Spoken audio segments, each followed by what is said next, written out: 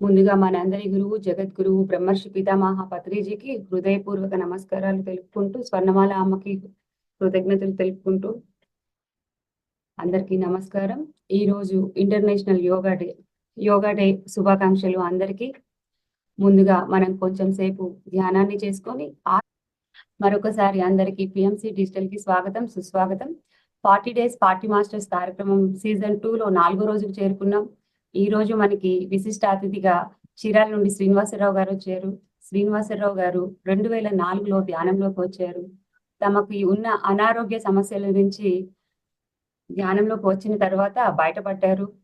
ధ్యానంలోకి రాకముందే ఎస్ఎస్వై, ఎంఎంవై, రేకి మొదలైనవి ఎన్నో చేశారు.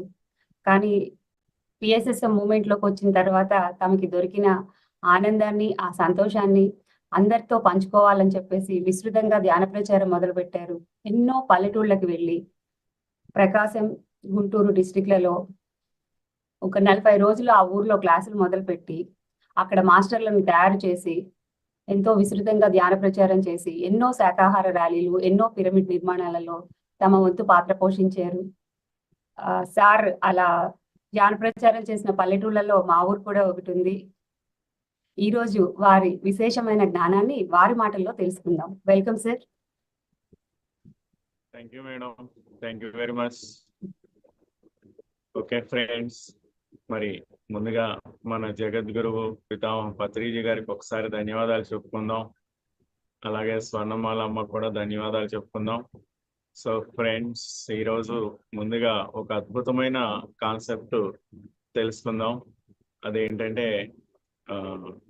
చాలా సంవత్సరాల క్రితం కంచిలో 3 రోజుల ధ్యాన యజ్ఞం జరిగింది. అక్కడ పత్రి సారు స్వయంగా ఆయన చెప్పిన ఒక అద్భుతమైన కాన్సెప్ట్ అదేంటంటే తపస్వాధ్యాయ ఈశ్వర ప్రణిధానైన క్రియాయోగ. మనం ఎన్ని చెప్పుకున్నా కూడా గురువు గారు చెప్పిన కాన్సెప్ట్లని మళ్ళీ మళ్ళీ దాన్ని గుర్తు చేసుకోవడము అది నాకు చాలా బాగా ఇష్టం. సో అందుకని ఆయన చెప్పిన దాన్నే ఈరోజు మనం స్టార్ట్ చేసుకుంటున్నాం. తపస్వాధ్యాయ ఈశ్వర ప్రణిధానైన క్రియాయోగ. ఇది చాలా అద్భుతమైన కాన్సెప్ట్. దీనిలో మనం తెలుసుకోవాల్సింది చాలా ఉందన్నమాట. మామూలుగా అందరూ ఏం చెప్తారంటే, చాలా మంది మన పిరమిడ్ మాస్టర్సే ఏమంటారంటే, పూర్వం రోజుల్లో తపస్సు అన్నారు, ఇప్పుడు ధ్యానం అంటున్నారు. తపస్సు అయినా ధ్యానం అయినా రెండు ఒకటే అని అనడం నేను చాలాసార్లు విన్నాను. నేను కూడా అలాగే నమ్మాను. తపస్సు ధ్యానం రెండు ఒకటేను. పూర్వం రోజుల్లో తపస్సు అన్నారు, ఇప్పుడు ధ్యానం అంటున్నారు. సో తపస్సు అయినా ధ్యానం అయినా రెండు ఒకటే కదా అని అనుకున్నాను. కానీ నాకు ఒక శ్లోకం, భగవద్గీత ఉత్తర గీతలో ఒక శ్లోకంలో తపస్సు వేరు ధ్యానం వేరు అని ఆ శ్లోకంలో తెలిసిందనమాట. తపస్సు ధ్యానం ఒకటి కాదు అని తెలిసింది. మరి తపస్సు అంటే ఏంది, ధ్యానం అంటే ఏంటో మనకి తెలుసు, కానీ తపస్సు అంటే ఏంది, తపస్సు అంటే ఏంటో తెలుసుకోవాలి. నాస్తి ధ్యాన సమో తీర్థ, నాస్తి ధ్యాన సమో యజ్ఞ, నాస్తి ధ్యాన సమో తస్మాత్ ధ్యాన సమాచరవుతు అని ఈ శ్లోకం వ్యాస మహర్షి చెప్పిన శ్లోకం ఇది. నాస్తి ధ్యాన సమో తీర్థ, ఎన్ని తీర్థయాత్రలను తిరిగినా అది ధ్యానంతో సమానం కాదు, తీర్థయాత్రల కన్నా ధ్యానమే గొప్పది అని. నాస్తి ధ్యాన సమో తప, నువ్వు ఎన్ని తపస్సులు చేసినా ధ్యానంతో సమానం కాదు. ఇక్కడ నాకు అర్థమైంది, మన మాస్టర్లు చెప్పింది తపస్సు ధ్యానం రెండు ఒకటే అంటే, ఇక్కడ ఏమన్నారు, నాస్తి ధ్యాన సమో తప అన్నారు. ఎన్ని తపస్సులు చేసినా అది ధ్యానంతో సమానం కాదు. మరి ధ్యానం వేరు తపస్సు వేరు అని ఈ శ్లోకంలో నాకు క్లియర్గా అర్థమైంది. ధ్యానం అంటే మనకి తెలిసింది ప్రతిసారి పుణ్యం అని, మరి తపస్సు అంటే ఏంటి, ఇది అర్థం కాలేదు నాకు. దీన్ని తెలుసుకోవాలని ఒక తపన. సో ఈ తపన చాలా సంవత్సరాల తర్వాత కంచిలో ధ్యాన మహాయజ్ఞానికి వెళ్ళినప్పుడు అక్కడ డయాస్ మీద పత్రిసారి చెప్తున్నారు తపస్సు అంటే ఏమిటి అని. సో తపస్వాధ్యాయ ఈశ్వర ప్రణిధానైన క్రియాయోగ అన్నారు. తపస్సు, స్వాధ్యాయం, క్రియాయోగం ఇదంతా కలిస్తే ఈశ్వర ప్రణిధానం అవుతుంది అన్నారు. మరి అక్కడ తపస్సు అంటే ఏంటో ఆయన చాలా క్లియర్గా చెప్తున్నారు. తపస్సు అంటే ధ్యానం అని చెప్పలేదు పత్రిసారు. తపస్సు అంటే తప్పించిపోవడం, తనను తాను తప్పింప చేసుకోవడం. ఇంకా చెప్పాలంటే ఒక నియంత్రణ, ఒక కంట్రోలింగ్. తపస్సు అంటే కంట్రోల్ అంట. ఏంటి ఆ కంట్రోలు, మన మీద మనకి కంట్రోలు, నిద్ర మీద కంట్రోలు, ఆహారం మీద కంట్రోలు, కోరికల మీద కంట్రోలు, ఇవన్నీ నియంత్రించుకోవడమే తపస్సు అని చెప్తున్నారు. సో దీనికి ఒక ఎగ్జాంపుల్ ఏమిటంటే రావణాసురుల వారు. ఆయన ఆయన రాజ్యంలో, ఆయన అంతఃపురంలో ఆయనకి బోలెడన్ని సౌకర్యాలు ఉంటాయి. ఇలా చిటిక వేస్తే చాలు పరిచారకులు వచ్చి వింజామర్లు వీస్తుంటారు, గాలి విసనకర్రలతో గాలి వీస్తుంటారు.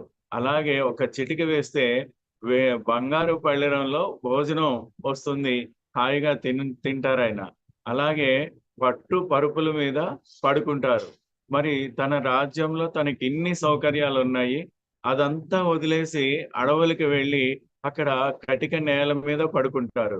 అలాగే ఎండకి, వానకి, చలికి వాటన్నిటిని తట్టుకుంటూ అక్కడ ఎలాంటి వస్తువులు లేకపోయినా, అక్కడ పడుకోవడానికి పరుపులు లేకపోయినా, అక్కడ తినడానికి పంచభక్ష పరమాన్నాలు లేకపోయినా వాళ్ళు అక్కడ హ్యాపీగా జీవిస్తారు. అంటే ఎండకి, వానకి, వీటన్నిటికీ ఓర్చుకుంటూ సహనంతో అక్కడ జీవిస్తారు. అక్కడ దొరికిన ఆ కందమూల ఫలాలే, ఆకులు అలములే తింటారు తప్ప అక్కడ మరి విందు భోజనాలు అక్కడ దొరకవు. అంటే ఏంది, ఏది దొరికితే అది తినేటట్లుగా వాళ్ళ బాడీని అక్కడ వాళ్ళు తయారు చేసుకుంటున్నారు. ఎలా చలికి, వానకి, ఎండకి ఎలా అయినా సరే జీవించగలగాలి అన్నట్లుగా శరీరాన్ని అలా తయారు చేసుకుంటున్నారు. సో ఇలా అంటే అక్కడ ఇలాంటి జీవన విధానాన్ని వాళ్ళు జీవించారన్నమాట. అంటే ఒంటి మీద సరైన బట్టలు లేకపోయినా, నేల మీద, కటిక నేల మీద పడుకోవటం అయినా, ఎలాంటి ఆహారం దొరికితే అది తినడం అయినా, ఇవన్నీ చేసి శరీరాన్ని కంట్రోల్ చేసుకుంటున్నారు. కోరికల నుంచి, సుఖాల నుంచి, ఈ ఇలాంటి వాటన్నిటి నుంచి, సౌకర్యాల నుంచి శరీరాన్ని కంట్రోల్ చేసుకుంటున్నారు. అంటే ఇలాంటి జీవన విధానాన్ని వాళ్ళు అక్కడ జీవించడానికి అడవులకు వెళ్ళారు. సో వాళ్ళు ఇలా ఈ జీవించే జీవన విధానం పేరు తపస్సు.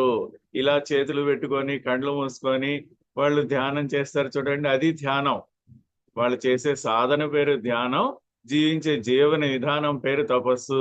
అది తపస్సు. తపస్సు వేరు, ధ్యానం వేరు. చేసే సాధన ఏమో ధ్యానము, జీవించే జీవన విధానం తపస్సు. దట్ ఈస్ తపస్సు. That is Patriji. So Patriji నోటి వెంట తపస్సు అంటే ఏంటో ఫస్ట్ టైం తెలుసుకున్నాను. నాకు చాలా చాలా ఆనందం అనిపించింది అనమాట. సో ఫ్రెండ్స్, పత్రి సార్ స్పీచెస్ లో చాలా లోతైన విషయాలు ఉంటాయి. వాటిని ఆయన లోతైన విషయాలుగా చెప్పరు, అలా ఓకగా చెప్పేస్తారనమాట. కానీ దానిలో మనం ఎరుకతో ఉంటే ఈ చెవుల్ని చాటలంతా చేసుకొని, వినాయకుడి చెవులంతా చాటలంతా చేసుకొని వింటూ ఉంటే దానిలో మనకి చాలా చాలా అర్థాలు, చాలా చాలా విషయాలు మనకి బోధపడతాయి, తెలుసుకోగలుగుతాం. సో ఫ్రెండ్స్, మనం ఏదైనా సరే ప్రతిసారి స్పీచెస్ వినేటప్పుడు చాలా చాలా ఎరుకతో వినాలి. అప్పుడు మనకి చాలా విషయాలు, చాలా గొప్ప విషయాలు మనకి తెలిసిపోతూ ఉంటాయి. సో ఫ్రెండ్స్, 40 రోజులు 40 మంది మాస్టర్స్ మీ ముందుకు వస్తున్నారు ధ్యానం గురించి చెప్పడానికి. ఈ రోజు చీరాల నుంచి నేను శ్రీనివాస్ అనబడే నేను మీ ముందుకు వచ్చాను. సో మరి కేశవరపాడులో అనిత గారి వాళ్ళ అమ్మగారి పెట్టించారు ధ్యానం క్లాస్ 40 రోజులు. రోజు చీరాల నుంచి వెళ్ళి అక్కడ 40 రోజులు ఎంతో అద్భుతంగా ధ్యానం ప్రచారం చేయడం జరిగింది. సో ఫ్రెండ్స్, మరి ధ్యానం ధ్యానం ధ్యానం, కళ్ళు మూసుకోండి, ధ్యానం చేయండి, శ్వాస మీద ధ్యాస పెట్టండి, చేతులు వ్రేళ్ళు పెట్టండి, పాదాలు క్రాస్ చేయండి. ఇలాగే మనం చెప్తూ ఉంటాము. ఇలాగే చెప్తూ ఉంటే ఏమవుతుందంటే, ఒకసారి కేశవరపల్లిలోనే మా మాస్టర్స్ అందరూ రోజు ఒకరిని పంపిస్తున్నాము, చక్కగా ధ్యానం చెప్తున్నారు. వాళ్ళు వెళ్ళి ఏం చెప్తున్నారు, కళ్ళు మూసుకోండి, శ్వాస మీద ధ్యాస పెట్టండి, చేతులు కట్టేయండి, కాళ్ళు కట్టేయండి, ఇలా చెప్తున్నారు. శ్వాస మీద ధ్యాస పెట్టమంటున్నారు. మరి వచ్చే వాళ్ళందరూ పెద్దవాళ్లే వస్తారు. అక్కడ కూడా పెద్దవాళ్లే వచ్చారు. నేను తర్వాత ఒక రోజు నేను వెళ్ళినప్పుడు నేను ధ్యానం చేసే విధానం, శ్వాసని గమనించే విధానం చెప్తున్నాను అనమాట. ఎలా, కళ్ళు మూసుకోండి, శ్వాసని గమనించండి. శ్వాసని గమనించడం ఎలా అంటే, శ్వాస లోపలికి వెళ్తూ ఉంది, బయటికి వస్తూ ఉంటుంది. మీరు మీ ముక్కు రంధ్రాల దగ్గర, ఆ ముక్కు పుటాల దగ్గర దృష్టి పెట్టి శ్వాస ఎలా లోపలికి వెళ్తూ ఉంది, ఎలా బయటికి వస్తూ ఉంది. వాస్తవానికి శ్వాసని మనం పీల్చడం లేదు, మనం వదలడం లేదు, అదే జరుగుతూ ఉంటుంది. చూడండి, ఇప్పుడు నేను మాట్లాడుతూ ఉన్నాను, శ్వాస అదే జరుగుతుంది. లేదు, శ్వాసని నేను పీలుస్తున్నాను వదులుతున్నానంటే ఇప్పుడు చూడండి,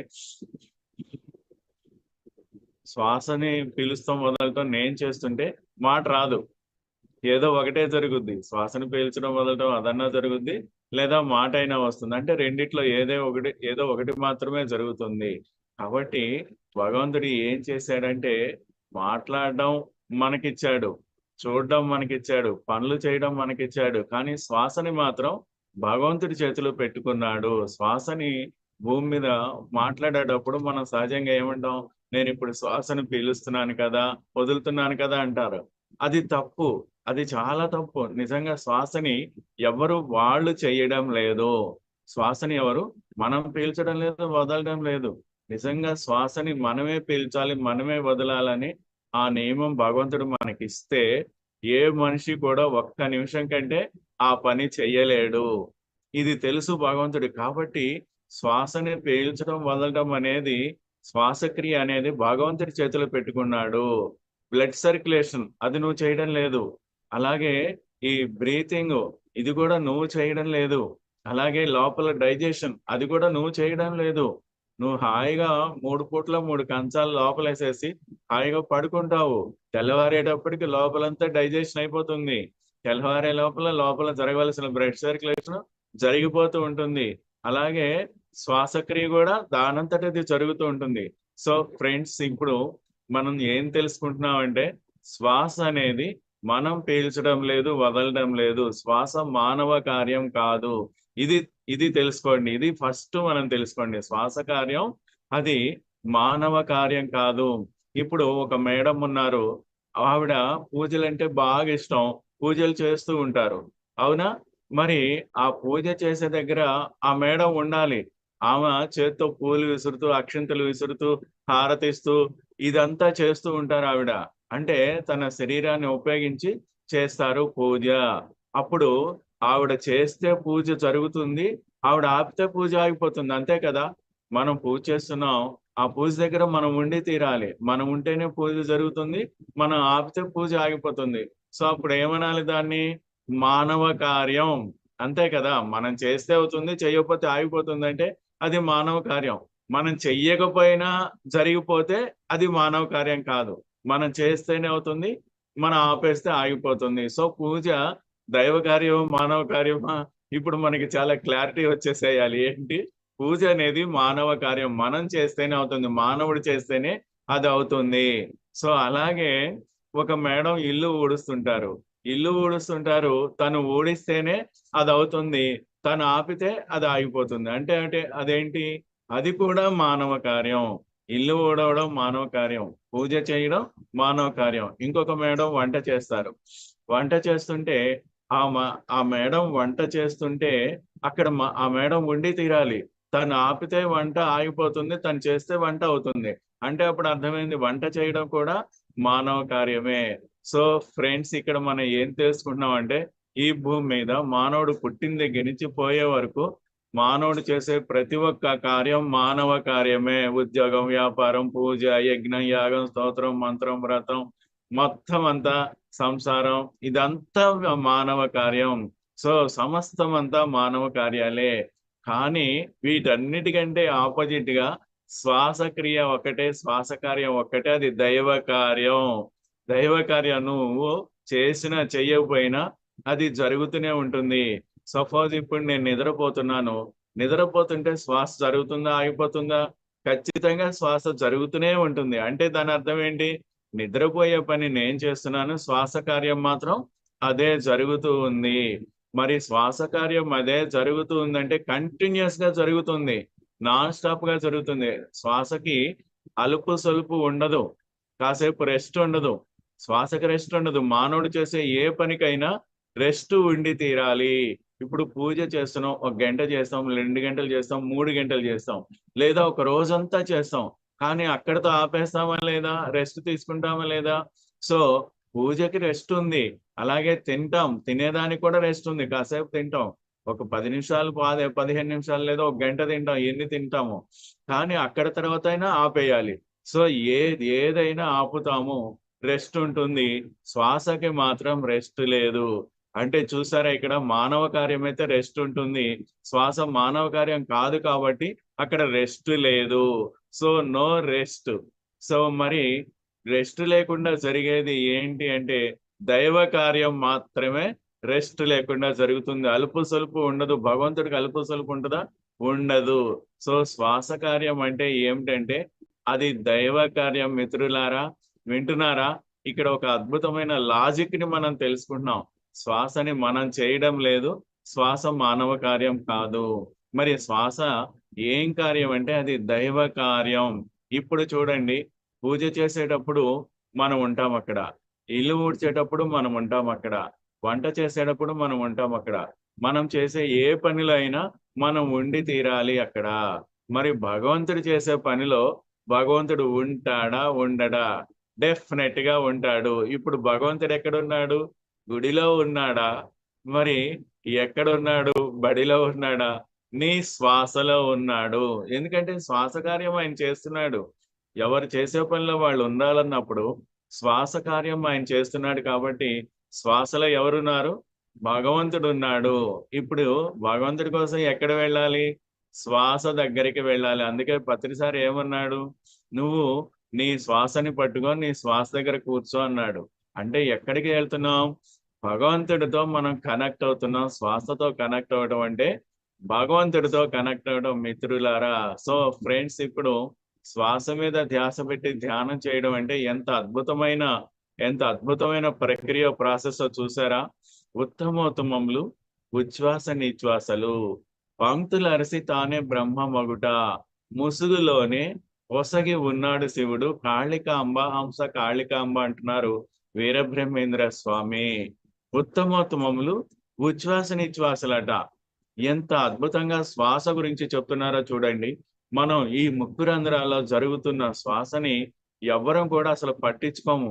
అది ఎంత గొప్పదో, ఎంత ఉన్నతమైనదో, ఎంత ఉత్తమోత్తమైనదో శ్వాస గురించి ఈ రోజు వరకు కూడా ఎవ్వరికీ తెలియదు. గాలిలోన పుట్టి గాలిలోన పెరిగి గాలి ఎందలి మర్మ మెరుగలేరు, ముక్కులోని గాలి ముక్తికి మరిదారి, విశ్వదాభిరామ వినరవేమ అన్నారు వేమన యోగి. గాలిలో పుట్టాము, ఈ గాలిలోనే పుట్టాము. గాలి లేకుండా మనం పుట్టలేదు. గాలిలోనే పుట్టాము, గాలిలోనే పెరుగుతూ ఉన్నాము. గాలి లేకుండా, ఆ వాయువు లేకుండా ఒక్క క్షణం కూడా మనం జీవించలేము. ముక్కులోని గాలి ముక్తికి మారి దారి అన్నారు వేమన. చూసారా, చాలా మంది ఏమంటామంటే మనం తెలియని తనంతో, అమ్మో ఇల్లు లేకపోతే ఎట్లా, ఇల్లు లేకుండా బ్రతకలేము, అలాగే తినడానికి తిండి లేకుండా బ్రతకలేం, తాగడానికి నీళ్లు లేకుండా బ్రతకలేం, భర్త లేకుండా బ్రతకలేం, పిల్లలు లేకుండా బ్రతకలేం. అమ్మ మీకు పిల్లలు లేరా? పిల్లలు లేకపోతే ఎలాగమ్మా? పిల్లలు లేకపోతే ఎలా బతుకుతాము? మనం పెద్దవాళ్ళమైన తర్వాత అవసాన దశలో మనల్ని ఎవరు చూసుకుంటారు? సో పిల్లలు లేకుంటే బతకలేం, భర్త లేకుంటే బతకలేం, ఇల్లు లేకుంటే బతకలేం, తిండి లేకుంటే బతకలేం, మెళ్ళో నగలు లేకుండా బ్రతకలేం, కొత్త చీరలు లేకుండా బ్రతకలేం. ఇలా అది లేకుండా బ్రతకలేం, ఇది లేకుండా బ్రతకలేం అంటారు. కానీ ముక్కులో గాలి లేకుండా సెకండ్ కూడా బ్రతకలేము. ఇది మాత్రం ఎవరు చెప్పరు. ఇది ఎవరు చెప్పరు. అవి లేకపోతే బతకలేం, ఇవి లేకపోతే బతకలేము అంటారే కానీ ముక్కులో గాలి లేకపోతే ఒక్క సెకండ్ బతకలేవు, మరణిస్తావు. సో ఆ గాలి విలువ, ఆ శ్వాస విలువ తెలుసుకోరా పిచ్చివాడా అని చెప్పి వేమన యోగి చెప్తున్నారు. గాలిలోన పుట్టి గాలిలోన పెరిగి గాలి ఎందలి మర్మ మెరుగలేరు, ముక్కులోని గారి ముక్తికి మరి దారి, విశ్వదాభిరామ వినురవేమ. సో మిత్రులారా, ఇక నుంచి ఏం చెప్పాలంటే ముక్కులో గాలి లేకుండా, శ్వాస లేకుండా మనం అసలు ఎవ్వరం కూడా బ్రతకలేమురా. అసలు ముఖ్యమైనది అదేరా, దాన్ని తెలుసుకోరా అని చెప్పాలి. కానీ భర్త లేకుండా బ్రతకలేం, ఇల్లు లేకుండా బ్రతకలేం, ఇలాంటివన్నీ కూడా పక్కన పెట్టి అసలైన దాని విలువ తెలుసుకుంటే ధ్యానం గురించి మనకు అర్థమైపోతుంది. అందుకే పత్రిసారు ఏం చెప్పారంటే దాని మీద దీని మీద ధ్యాస పెట్టడం వల్ల, ఏ గురువు మీద ధ్యాస పెట్టడం వల్ల, ఏ దేవుడి మీద ధ్యాస పెట్టడం వల్ల, శ్వాస మీద ధ్యాస పెట్టమన్నారు. ఎందుకంటే శ్వాస లేకుండా నువ్వు బతకలేవు, ఏది లేకుండా నువ్వు జీవించలేవో దాన్నే పట్టుకోమన్నారు. That is Patriji. శ్వాస లేకుండా మనం జీవించలేము. సో ఆ శ్వాస మీద ధ్యాస పెట్టమన్నాడు ఆయన. చూసారా ఆయన ఎంత మేధావో, ఎంత గొప్పవాడో. శ్వాస మీద ధ్యాస పెడితే రహస్యం తెలిసిపోతుంది, జీవన రహస్యం తెలిసిపోతుంది. నువ్వు ఎలా జీవిస్తున్నావో, దేని వల్ల నువ్వు బతుకుతున్నావో అది తెలిసిపోతుంది. ఉత్తమోత్తమములు ఉచ్ఛ్వాస నిశ్వాసలు, పంక్తులరసి తానే బ్రహ్మమగుట, ముసుగులోనే పొసగి ఉన్నాడు శివుడు, కాళికాంబ హంస కాళికాంబ అంటున్నారు వీరబ్రహ్మేంద్ర స్వామి. ఇక్కడ చాలా అద్భుతమైన రహస్యం బట్టబయలు చేస్తున్నారు వీరబ్రహ్మేంద్ర స్వామి.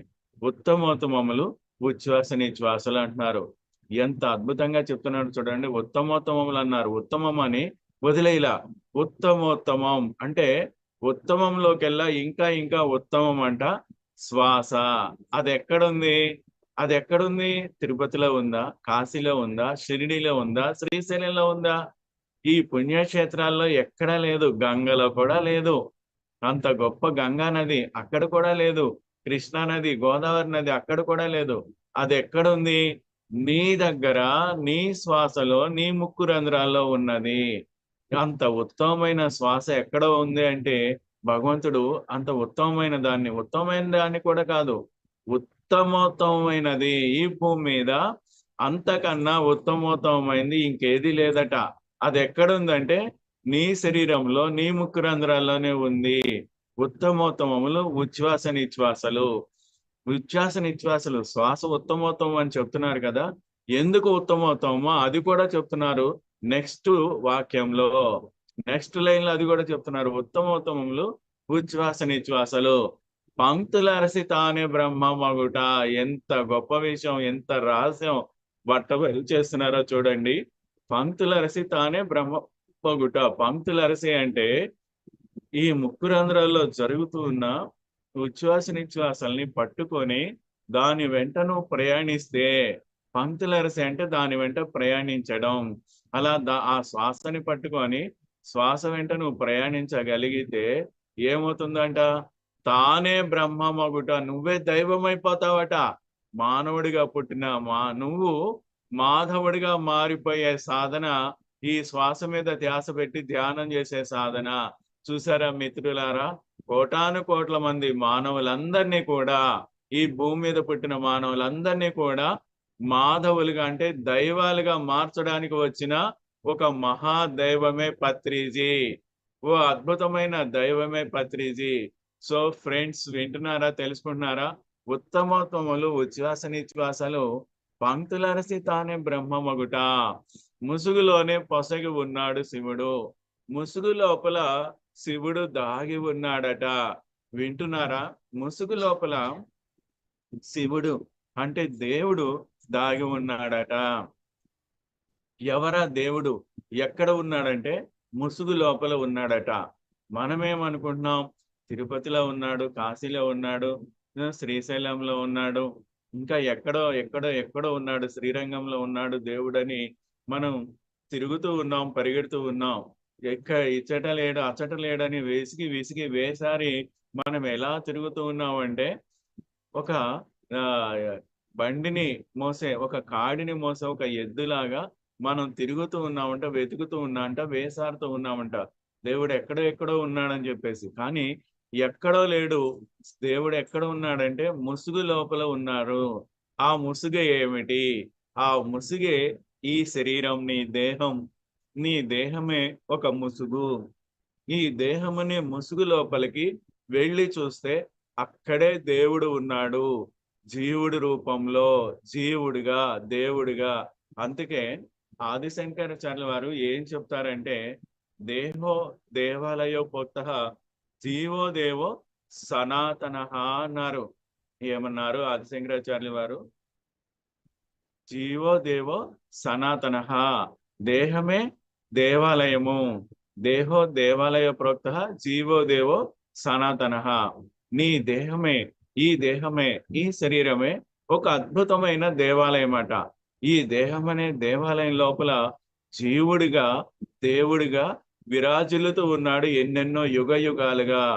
పత్రిసారం ఆధ్యాత్మిక శాస్త్రంలో చెప్తున్నారు.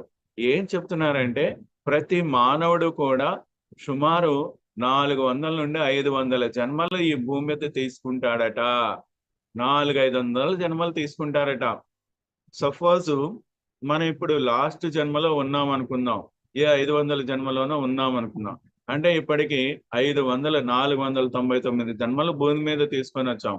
ఈ 499 జన్మలు భూమి మీద తీసుకొని ఈ దేహం తీసుకొని ఈ దేహం లోపల ఆ జీవుడితో మనం భూమి మీదకి వచ్చాము, దేవుడితో వచ్చాము. కానీ మనకి తెలియలేదు ఈ దేహం అనే దేవాలయం లోపల దేవుడు ఉన్నాడు, మన లోపలే దేవుడు ఉన్నాడని. ఈ 499 జన్మలు మనకి తెలియలేదు. అది ఎప్పుడు తెలిసిందంటే ఇప్పుడు మాత్రమే, ధ్యానంలోకి వచ్చిన తర్వాత మాత్రమే ఈ సత్యాన్ని మనం తెలుసుకున్నాము. సో ఫ్రెండ్స్, ఉత్తమోత్తమములు ఉచ్ఛ్వాస నిశ్వాసలు పంక్తులరసి తానే బ్రహ్మమగుట ముసుగులోనే పొసగి ఉన్నాడు.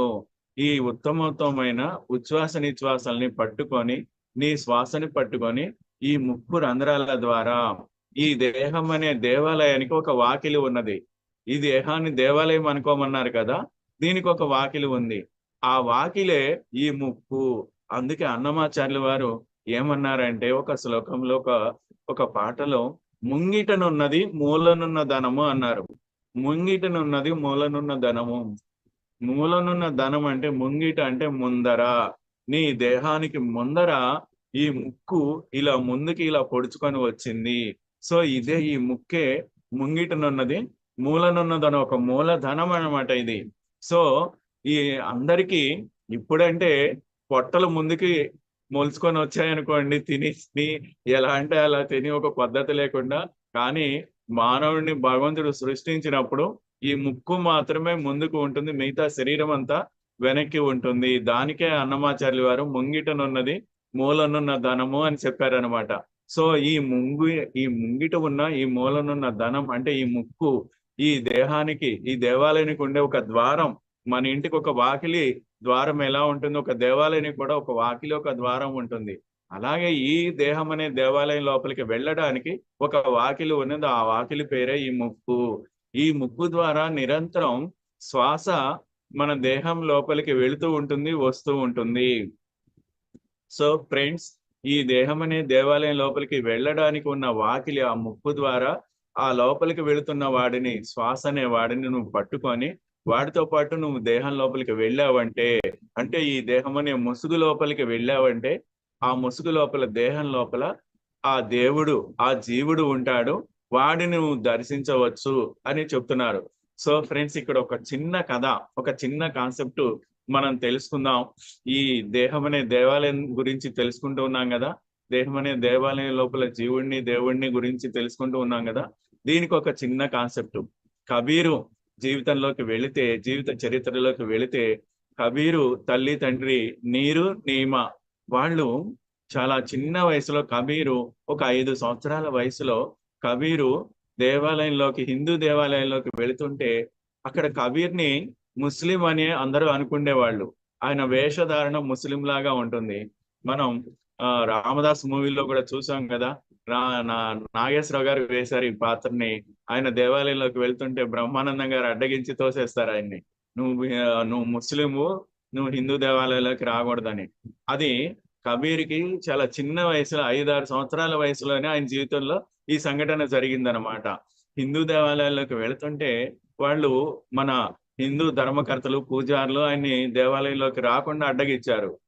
ఇంటికి పో, నువ్వు మా దేవాలయంలోకి రాకూడదు, నువ్వు హిందువు కాదు, నువ్వు ముస్లిము, అది ఇది అని చెప్పి ఆ పిల్లవాడిని, చిన్న పిల్లవాడిని తిట్టేస్తారనమాట. అప్పుడు ఆ పిల్లవాడు ఏడ్చుకుంటూ తన తల్లి దగ్గరికి వెళ్తాడు. ఆ తల్లి ఎంత గొప్పదో చూడండి. అంత గొప్ప తల్లి కడుపున పుట్టాడు కబీరు. ఆ తల్లి ఏడ్చుకుంటూ వస్తే, ఎందుకు నాన్న, ఎందుకు ఏడుస్తున్నావు నువ్వు, ఏమైందమ్మా అని అడుగుతుంటే ఆ అబ్బాయి చెప్తాడు, ఆ పిల్లవాడు, అమ్మా నన్ను దేవాలయంలోకి వెళ్ళనీయట్లేదు, దేవుణ్ణి చూడనీయట్లేదు అని అంటాడు. అవునా, నిన్ను దేవాలయం లోపలికి వెళ్ళనీయలేదా, దేవుణ్ణి నిన్ను చూడనీయలేదా? అట్లా అయితే ఏం పర్వాలేదు, నువ్వేం ఏడవద్దు, బెంగపడద్దు, దేవుణ్ణి నేను చూపిస్తాను నీకు, దేవుణ్ణి నేను చూపిస్తాను, దేవాలయంలోకి నిన్ను నేను తీసుకెళ్తాను, నీకు దేవుణ్ణి నేను చూపిస్తానని ఉంటుంది. అప్పుడు ఆ పిల్లవాడు నవ్వి, అవునా అమ్మా, నువ్వు నన్ను దేవాలయంలోకి తీసుకెళ్తావా, దేవుణ్ణి చూపిస్తావా అంటాడు. అవును, ఇప్పుడు చూడు నాన్న, నువ్వు వెళ్ళిన దేవాలయం ఏంటి, అది ఇటుకలతోటి, సిమెంట్ తోటి కట్టారు ఆ దేవాలయాన్ని. సో అది ఎవరు కట్టారు? మానవులు కట్టారు. మానవులు నిర్మించిన దేవాలయం అది. అవునా కాదంటే, అవునమ్మా నేను చూస్తున్నాను. మానవులే వెళ్ళి సిమెంటు, ఇటుక ఇవన్నీ ఇసుక ఇవంతా కలిపి కడుతున్నారు ఆ దేవాలయాన్ని. అది మానవులు నిర్మించిన దేవాలయమే నిజమే అంటాడు. మరి మానవులు నిర్మించిన దేవాలయంలో మానవులు మాత్రమే ఉంటారు. మానవులు మాత్రమే వెళతారు. నీకు దేవుణ్ణి కదా చూడాలన్నావు. మరి ఆ దేవాలయంలో దేవుడు ఉండడు. ఎవరుంటారు? మానవులు ఉంటారు. నీకు దేవుణ్ణి నివసించే దేవాలయం ఉంది. నీకు దేవుడు ఎక్కడున్నాడో నేను చూపిస్తాను. దేవుడు నివసించే దేవాలయం ఒకటి ఉంది. ఆ దేవాలయంలోకి నువ్వు వెళుదువు గాని దేవుణ్ణి చూద్దువు గాని అంటది. అవునా అమ్మా, భలే భలే భలే. అయితే ఆ దేవాలయం ఎక్కడుంది? నేను ఖచ్చితంగా ఆ దేవాలయానికే వెళ్తాను. ఈ దేవాలయానికి వెళ్ళను. మానవులు నిర్మించిన దేవాలయానికి వెళ్ళను నేను. దేవుడు నిర్మించిన దేవాలయంలోకే వెళ్తానంటాడు. ఇదిగో నాన్న ఇట్లా ఇలా కూర్చో. ఇదిగో నీ దేహం ఉంది కదా, ఈ శరీరం నా తల్లి గర్భం అంటే నా గర్భంలో ఉండగా నేను దీన్ని నిర్మించలేదు. ఆ భగవంతుడే స్వయంగా నీ దేహాన్ని నిర్మించాడు. భగవంతుడు నిర్మించిన దేవాలయము నీ దేహం అనేది. సో భగవంతుడు ఎక్కడ ఉన్నాడంటే నీ దేహం లోపలే ఉన్నాడు. ఇది భగవంతుడు నిర్మించిన దేవాలయం కదా. సో భగవంతుడు ఎక్కడున్నాడు? నీ దేవాలయం లోపలే ఉన్నాడు. ఈ దేవాలయం లోపల ఉన్న భగవంతుణ్ణి నువ్వు దర్శించాలి అంటే దీనికి ఒకటే ఒక మార్గం ఉంది. ఒకే ఒక వాకిలి ఉంది. ఈ ముక్కు. ఈ ముక్కు అనే వాకిలి ద్వారా ఈ దేహం అనే దేవాలయం లోపలికి నువ్వు ప్రవేశించావంటే ఈ దేహం అనే దేవాలయం లోపల ఎవరున్నారు? దేవుడు ఉన్నాడు. ఇది దేవుడు నిర్మించిన దేవాలయం కదా. మరి దేవుడు ఈ దేవాలయం లోపలే ఉంటాడు. ఆ దేవాలయం లోపల దేవుడు ఉండడు, మానవులు ఉంటారు. సో మరి నువ్వు ఎక్కడికి వెళ్ళాలనుకున్నావు? దేవుడి దగ్గరికి వెళ్ళాలి, చూడాలన్నావు. సరే ఇలా రా, కూర్చో. ఈ ముక్కు దగ్గర దృష్టి పెట్టు, కళ్ళు మూసుకొని. ఆ ముక్కు లోపలికి శ్వాస వెళుతుంది. శ్వాసని పట్టుకొని నెమ్మదిగా నువ్వు శ్వాసతో పాటుగా దేహం లోపలికి ప్రయాణించితే చాలు. అప్పుడు నువ్వు దేవుణ్ణి దర్శించుతావు అని చెప్పి కబీర్ని అలాగా దైవం గురించి, ధ్యానం గురించి చెప్పి ఆ తల్లి అంత చిన్న వయసులోనే 5-6 సంవత్సరాల వయసులోనే ధ్యానం చేయిస్తుంది. ఇది మరొక చిన్న కాన్సెప్ట్ ద్వారా మరొక అద్భుతమైన విషయాన్ని మనం తెలుసు. ఎందుకంటే మనం ధ్యానం చేస్తున్నాం. ధ్యానం యొక్క విలువ, ధ్యానం యొక్క గొప్పతనాన్ని కూడా మనం తెలుసుకోవాలి. ఎందుకంటే చాలా మందికి సత్యం తెలియక రకరకాల దారుల్లో ప్రయాణిస్తున్నాము.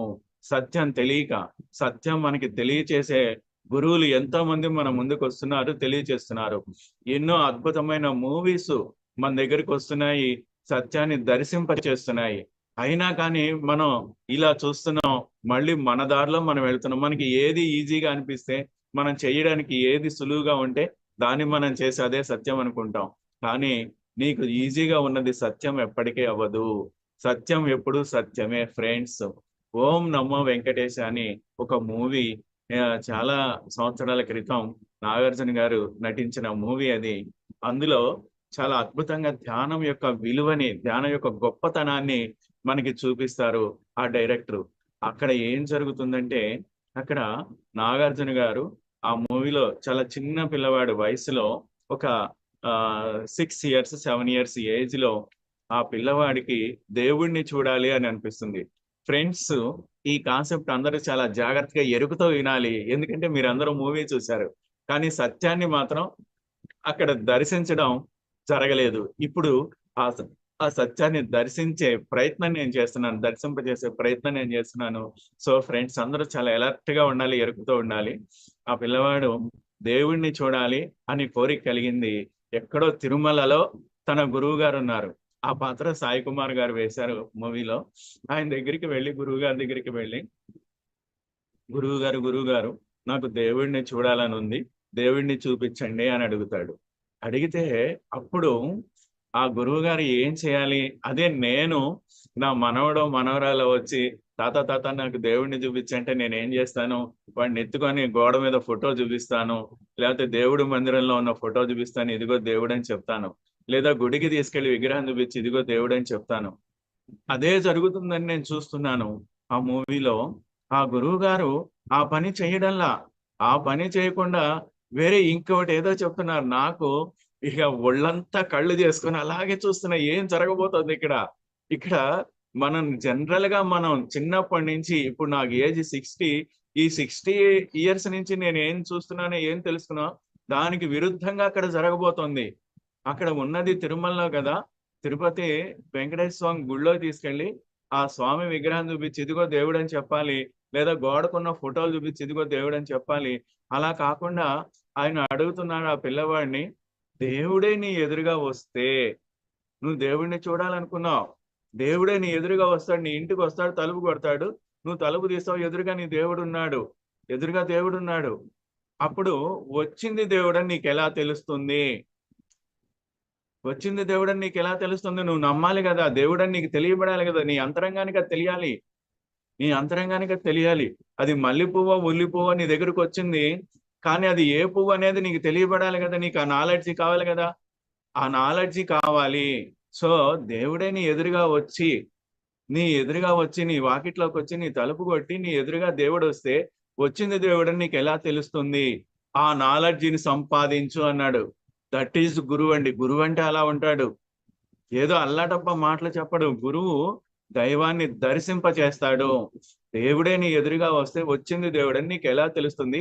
సో నువ్వు ఏం చేయాలంటే ముందు దేవుడిని చూడాలని కాదు కోరుకోవాల్సింది, దేవుడిని ఎదురుగా వస్తే వచ్చింది దేవుడని నీకు తెలియబడాలి, ఆ నాలెడ్జి నీకు కావాలి అన్నాడు. ఆ నాలెడ్జి నీకు కావాలి అన్నాడు. ఇది అందరూ పగలబడి నవ్వుతాడు. ఈ మాట, ఈ విషయం 10 మందిలోకి వెళ్ళి బజార్లో మనం అందరితో ఈ మాట చెప్తే వాళ్ళు ఏం చేస్తారంటే బస్ దేవుడు వస్తే అంత మాత్రం తెలియదా? ఎందుకంటే మనం తెలియగలం, దేవుడు వస్తే అంత మాత్రం తెలియదా? ఈ కాన్సెప్ట్ కూడా మంజునాథుడి కథలోకి వెళితే, మంజునాథుడు శివుడిని ఆరాధిస్తుంటాడు. నిత్యం శివుడికి ఇంట్లో పెద్ద మందిరం కట్టి అందులో శివుడి విగ్రహం పెట్టి నిత్య ధూప నైవేద్యాలతో శివుడిని పూజలు చేస్తున్నాడు, ఆరాధిస్తున్నాడు. అలాంటి మంజునాథుడింటికి సాక్షాత్తు శివుడే వస్తాడు. శివుడే వస్తే ఆయన వచ్చింది శివుడు అని తెలియలేదు ఆయనకి. ఆయన వచ్చాడు, ఆయన ఆరాధించే రూపంలో రాలా, ఆయన వేరే రూపంలో వచ్చాడు, కానీ ఏ రూపంలో వచ్చింది శివుడే. ఏ రూపంలో వచ్చినా కానీ వచ్చింది శివుడే, వచ్చింది శివుడే. ఇప్పుడు నేనున్నాను ఇక్కడ, నా ఇంట్లో నేనున్నాను, జూమ్ లో చెప్తున్నాను కాబట్టి నేను ఏదో ఒక నైట్ డ్రెస్ లో కూర్చొని చెప్తున్నాను క్లాసు. ఇదే శ్రీనివాసు రేపు ఎక్కడైనా పబ్లిక్ లో క్లాసులోకి వెళ్తే నైట్ డ్రెస్ లో రాడు కదా, చక్కగా ఇస్త్రీ బట్టలు వేసుకొని మంచి white dress, white pant, white shirt ఇలా వేసుకొని చక్కగా నీట్ గా ఇంకా డ్రెస్ చేసుకొని నీట్ గా వేసుకొని వస్తాడు. అంటే అలా వస్తే శ్రీనివాస్ కాదా? ఇలా వస్తే శ్రీనివాసా? లేదా ఇలా ఉంటే శ్రీనివాస్ కాదా? అలా ఉంటే శ్రీనివాస? ఇప్పుడు మన మన మేడం ఉన్నారు, అనిత మేడం, ఇప్పుడు నా ఎదురుగా తను ఎలా ఉన్నారు? తను ఏదో ఒక చుడీదార్ వేసుకొని ఉన్నారు. రేపు ఎక్కడైనా ఒక ఫంక్షన్ కి వస్తారు, చక్కగా పట్టు చీరలు వేసుకొని మంచిగా నగలు పెట్టుకొని అలా వస్తారు. అంటే ఈ చుడీదార్ లో ఉంటేనే అనిత, లేదు పట్టు చీరలో ఉంటే అనిత కాదా?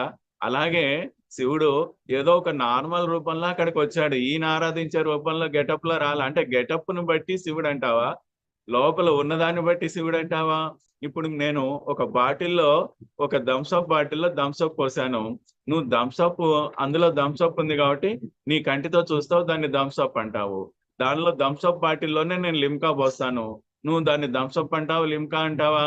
లోపల ఏది ఉందో దాన్ని బట్టి దాన్ని మనం గుర్తించాలంటే బాటిల్ని బట్టి కాదు. నేను దానిలో వాటర్ పోస్తాను, అప్పుడు నువ్వు వాటర్ అంటావా, థమ్స్అప్ అంటావు? థమ్స్అప్ బాటిల్లో నేను వాటర్ పోసా, అప్పుడు ఏమంటారు? దాన్ని వాటర్ అంటారు, థమ్స్అప్ అనరు. అలాగే ఒక దేహం బట్టి, అంటే పైన బాటిల్ని బట్టి నువ్వు డిసైడ్ చేయట్లేదు, లోపల ఉన్నదాన్ని బట్టి డిసైడ్ చేస్తున్నావు. ఇప్పుడు శివుడు లోపల ఉన్నది శివుడు, కానీ బయట రూపం మాత్రం వేరే ఉంది. అంటే బయట రూపాన్ని బట్టి నువ్వు శివుడు కాదన్నావు, అంటే బాటిల్ని బట్టి నువ్వు లెక్కేస్తున్నావు, లోపల ఉన్న పదార్థాన్ని బట్టి లెక్కేయడం లేదు. పదార్థాన్ని బట్టి లెక్కేయడము ఇక్కడ మనం తెలుసుకోవాల్సిన సత్యం. సో ఫ్రెండ్స్, శివుడే వచ్చాడు మంజునాథుడు ఎదురుగా, పిలిచాడు, కూర్చోబెట్టాడు, భోజనం పెట్టాడు, తింటున్నాడు భోజనం. తినే భోజనం దగ్గర ఇద్దరికి వాదన వచ్చింది. చెయ్యి పట్టుకొని బరబరా ఈడ్చుకెళ్ళి రోడ్డు మీదకి నెట్టేస్తాడు. నువ్వు ఇంకోసారి ఎప్పుడు నేను పిలవకుండా నా ఇంటికి రాకు అని అంటాడు. ఇప్పుడు అర్థమైందా ఆ గురువు ఎందుకు చెప్పాడో? దేవుడే నీ ఎదురుగా వస్తే వచ్చింది దేవుడని తెలియబడే నాలెడ్జి నీకు కావాలన్నాడు. దేవుడిని చూపించకుండా ఆయన ఏమన్నాడు? నాలెడ్జి కావాలన్నాడు. ఇప్పుడు ఆ నాలెడ్జి లేకపోబట్టే కదా మంజునాథుడు శివుడే వస్తే శివుడిని తీసుకెళ్లి రోడ్డు మీదకి నెట్టేశాడు. సో ఫ్రెండ్స్, అర్థమైందా? సో మనకు కావాల్సింది ఏంటి? దేవుడిని చూడాలనే కోరిక కాదు. దేవుడు నీ ఎదురుగా వస్తాడు, నువ్వు కోరుకుంటే వచ్చేస్తాడు. నువ్వు కోరుకుంటే ఏదైనా అవుతుంది. అడిగితే చక్కగా అడగండి ఇవ్వబడుతుంది అన్నాడు జీసస్. ఎందుకన్నాడు? నువ్వు అడిగితే, నువ్వు కోరితే ఏదైనా అది జరిగి తీరుతుంది. కాకపోతే అది తెలుసుకోగలిగే నాలెడ్జ్ మాత్రం నీకు ఉండి తీరాలి. సో అప్పుడు ఆ పిల్లవాడు అడుగుతాడు, ఏమని? ఆ నాలెడ్జి ఎలా వస్తుంది అని అడిగాడు. ఎలా వస్తుంది? దేవుడు నా ఎదురుగా వస్తే తెలుసుకోవాల్సిన నాలెడ్జి కావాలన్నావు, అది ఎలా వస్తుంది? సో ఫ్రెండ్స్, ఇక్కడ కూడా మనం ఎరుకలో ఉంటే ఒక సత్యం మనకి బోధపడుతుంది. అదేమిటంటే, ఆ పిల్లవాడి ప్లేస్ లో మనం ఉంటే ఏం చేస్తాం? ధన్మని ఆ గురువు కాళ్ళ మీద పడిపోయి, నీ చెయ్యి నా నెత్తిన పెట్టేసేయి, ఆ నాలెడ్జి నాకు ఇచ్చేయి అంటాం. వాస్తవం ఏంటంటే, సత్యం ఏమిటంటే, నాలెడ్జి అనేది, జ్ఞానం అనేది అది ఎవరికి ఇవ్వలేరు. ఎందుకంటే అది ఒక పండో, ఒక పువ్వో, ఒక ఫిజికల్ మ్యాటర్. అంటే ఎవరైనా ఎవరికైనా ఇవ్వవచ్చు, వాళ్ళు తీసుకోవచ్చు. Non physical matter. జ్ఞానం అనేది కంటితో చూసేది కాదు, చేతితో తాకేది కాదు. దాన్ని ఎవరికి ఇవ్వలేరు. ఎవరికి వాళ్ళు దాన్ని తెచ్చుకోవాలి. ఎవరి సాధన ద్వారా వాళ్ళు దాన్ని పొందగలగాలి. అంతేగాని ఏ గురువు, ఏ దేవుడు నాలెడ్జ్ని తెచ్చి నీ చేతిలో పెట్టలేడు. ఇది తెలుసుకోవాలి. అందుకే ధ్యానం ద్వారా జ్ఞానం, జ్ఞానం ద్వారా మోక్షం అన్నారు పత్రిజీ. సో సాధన చేయగా చేయగా, ధ్యానం చేయగా చేయగా నీ అజ్ఞానం అంతా కరిగిపోయి నాలెడ్జ్ అనేది దానంతట అది నీ దగ్గరికి వస్తుంది. జ్ఞానం అనే టాపిక్ వచ్చింది కాబట్టి జ్ఞానం గురించి ఒక చిన్న కాన్సెప్ట్ తెలుసుకుందాం. అప్పుడు మీకు చాలా ఈజీగా అర్థమైపోతుంది జ్ఞానం అంటే ఏమిటో. ఇప్పుడు మా మేడం ఊడుస్తున్నారు. ఇల్లు ఊడుస్తున్నారు అంటే ఇల్లంతా ఏముంది? డస్ట్ ఉంది, చెత్త ఉంది. ఇక్కడ ఉన్నది చెత్త, లేనిది ఏంటి? నీట్నెస్, శుభ్రత లేదు. అశుభ్రత ఉంది, శుభ్రత లేదు. ఇప్పుడు శుభ్రత కావాలంటే ఏం చేయాలి? శుభ్రతని బయట నుంచి ఎక్కడి నుంచైనా తీసుకొస్తామా? నో, అది అసాధ్యం. అశుభ్రతని తొలగిస్తే శుభ్రత అక్కడే ఉంటుంది. అర్థమైందా ఫ్రెండ్స్? ఇప్పుడు ఆవిడ ఏం చేస్తున్నారు? ఇల్లు ఊడ్చి చెత్తంతా తీసేస్తున్నారు. తీసేస్తే ఏముంది? ఇల్లు నీట్గా, శుభ్రతగా, పరిశుభ్రతగా ఉన్నది. జ్ఞానం కూడా అంతే. అజ్ఞానం అనేది తీసివేస్తే జ్ఞానం అక్కడే ఉంటుంది. జ్ఞానం ఎక్కడి నుంచి తేబడదు. జ్ఞానం అనేది, నాలెడ్జ్ అనేది బయట నుంచి రాదు. నాలెడ్జ్ అనేది ఎవరికి ఇవ్వలేరు. అజ్ఞానం అనేది ఉంటుంది, దాన్ని అజ్ఞానం అనే పదం ఉంది కదా, అజ్ఞానం అనే పదం 3 అక్షరాలు. జ్ఞానం. తీసేస్తే ఏముంది? ఆ అక్షరాన్ని తుడిపేశాం, ఏముంది? జ్ఞానం ఉంది. అలాగే అపరిశుభ్రతని అంటే చెత్తని తొలగిస్తే అక్కడ శుభ్రత ఉంటుంది. అశుభ్రత తీసేస్తే శుభ్రత ఉంది. అలాగే అజ్ఞానం తీసేస్తే జ్ఞానం ఉంది. సో ఫ్రెండ్స్, ఇక్కడ ఏం చేయాలి? అజ్ఞానాన్ని తీసివేయాలి జ్ఞానం కావాలంటే. ఆ పిల్లవాడు అడిగాడు, మరి ఆ నాలెడ్జి ఎలా వస్తుంది, జ్ఞానం ఎలా వస్తుంది అని అడిగాడు. జ్ఞానం ఎలా వస్తుంది అంటే అప్పుడు ఆయన చెప్తున్నాడు, ఫ్రెండ్స్ దీన్ని చాలా జాగ్రత్తగా వింటే సత్యం ఇక్కడ బోధపడిపోతుంది. ఆ పిల్లవాడి చేతిలో ఒక కొబ్బరికాయ పెట్టి దీన్ని బాగా బలంగా విసురు అని చెప్తారు ఆ గురువు గారు. ఆ పిల్లవాడు ఆ కొబ్బరికాయని బలంగా విసురుతాడు. అది వెళ్ళి ఎక్కడ పడుతుందో అక్కడ వెళ్ళి చక్కగా కూర్చొని, పాదాలు క్రాస్ చేసుకొని, చేతులు వ్రేళ్ళు పెట్టుకొని, కండ్లు మూసుకొని శ్వాస మీద ధ్యాస పెట్టు. అప్పుడు నీకు ఆ నాలెడ్జి వస్తుంది అన్నాడు. ఊరికే వస్తుంది అన్నాడా? ఉన్నది తిరుమల టెంపుల్ దగ్గర టెంపుల్ చుట్టూ ప్రదక్షిణలు చేస్తే వస్తుందన్నాడా? టెంపుల్లోకి వెళ్ళి దేవుడిని దర్శించుకుంటే వస్తుందన్నాడా? అక్కడ లడ్డు ప్రసాదం తింటే వస్తుందన్నాడా? అంటే వీటన్నిటి వల్ల అది రాదు అని క్లారిటీ మనకి ఇక్కడ ఇస్తున్నారు ఆ గురువు. దేని వల్ల వస్తుంది నాలెడ్జ్ అంటే ధ్యానం వల్ల మాత్రమే వస్తుంది. దట్ ఈజ్ పత్రిజీ ఏం చెప్పారు? ధ్యానం ద్వారా జ్ఞానం, జ్ఞానం ద్వారా మోక్షం. జ్ఞానం ఎలా వస్తున్నాడు? అది ఎక్కడ వెళ్ళి అడుక్కుంటే రాదు. నువ్వు ధ్యానం చేస్తే, ధ్యాన సాధన చేస్తే నీకు నాలెడ్జ్ వస్తుంది, జ్ఞానం వస్తుంది. సో ఫ్రెండ్స్, ఇప్పుడు ఇదంతా నేను చెప్తున్నాను. ఇదంతా నేను ఎలా చెప్తున్నాను? ధ్యానం చేయడం వల్ల నాకు ఇదంతా చెప్పడం వచ్చింది, ఈ నాలెడ్జ్ వచ్చింది. అంతేకాని నాకెవరో ఇవ్వలేదు ఈ నాలెడ్జి. ఇది ఎవరో ఇస్తే నువ్వు తీసుకునేది కాదు, ఎవరు ఇచ్చేది కాదు, నువ్వు తీసుకునేది కాదు. ఫ్రెండ్స్, ఇది అందరూ దీన్ని చాలా జాగ్రత్తగా గుర్తుపెట్టుకోవాలి. ఇప్పుడు నాలెడ్జ్ ఎలా వస్తుందని చెప్తున్నారు? కండ్లు మూసుకొని శ్వాస మీద ధ్యాస పెట్టి ధ్యానం చేస్తే నా దైవాన్ని దర్శించగలిగే నాలెడ్జి నీకు వస్తుంది అని చెప్పారు. సో దైవాన్ని ఎలా దర్శించగలం?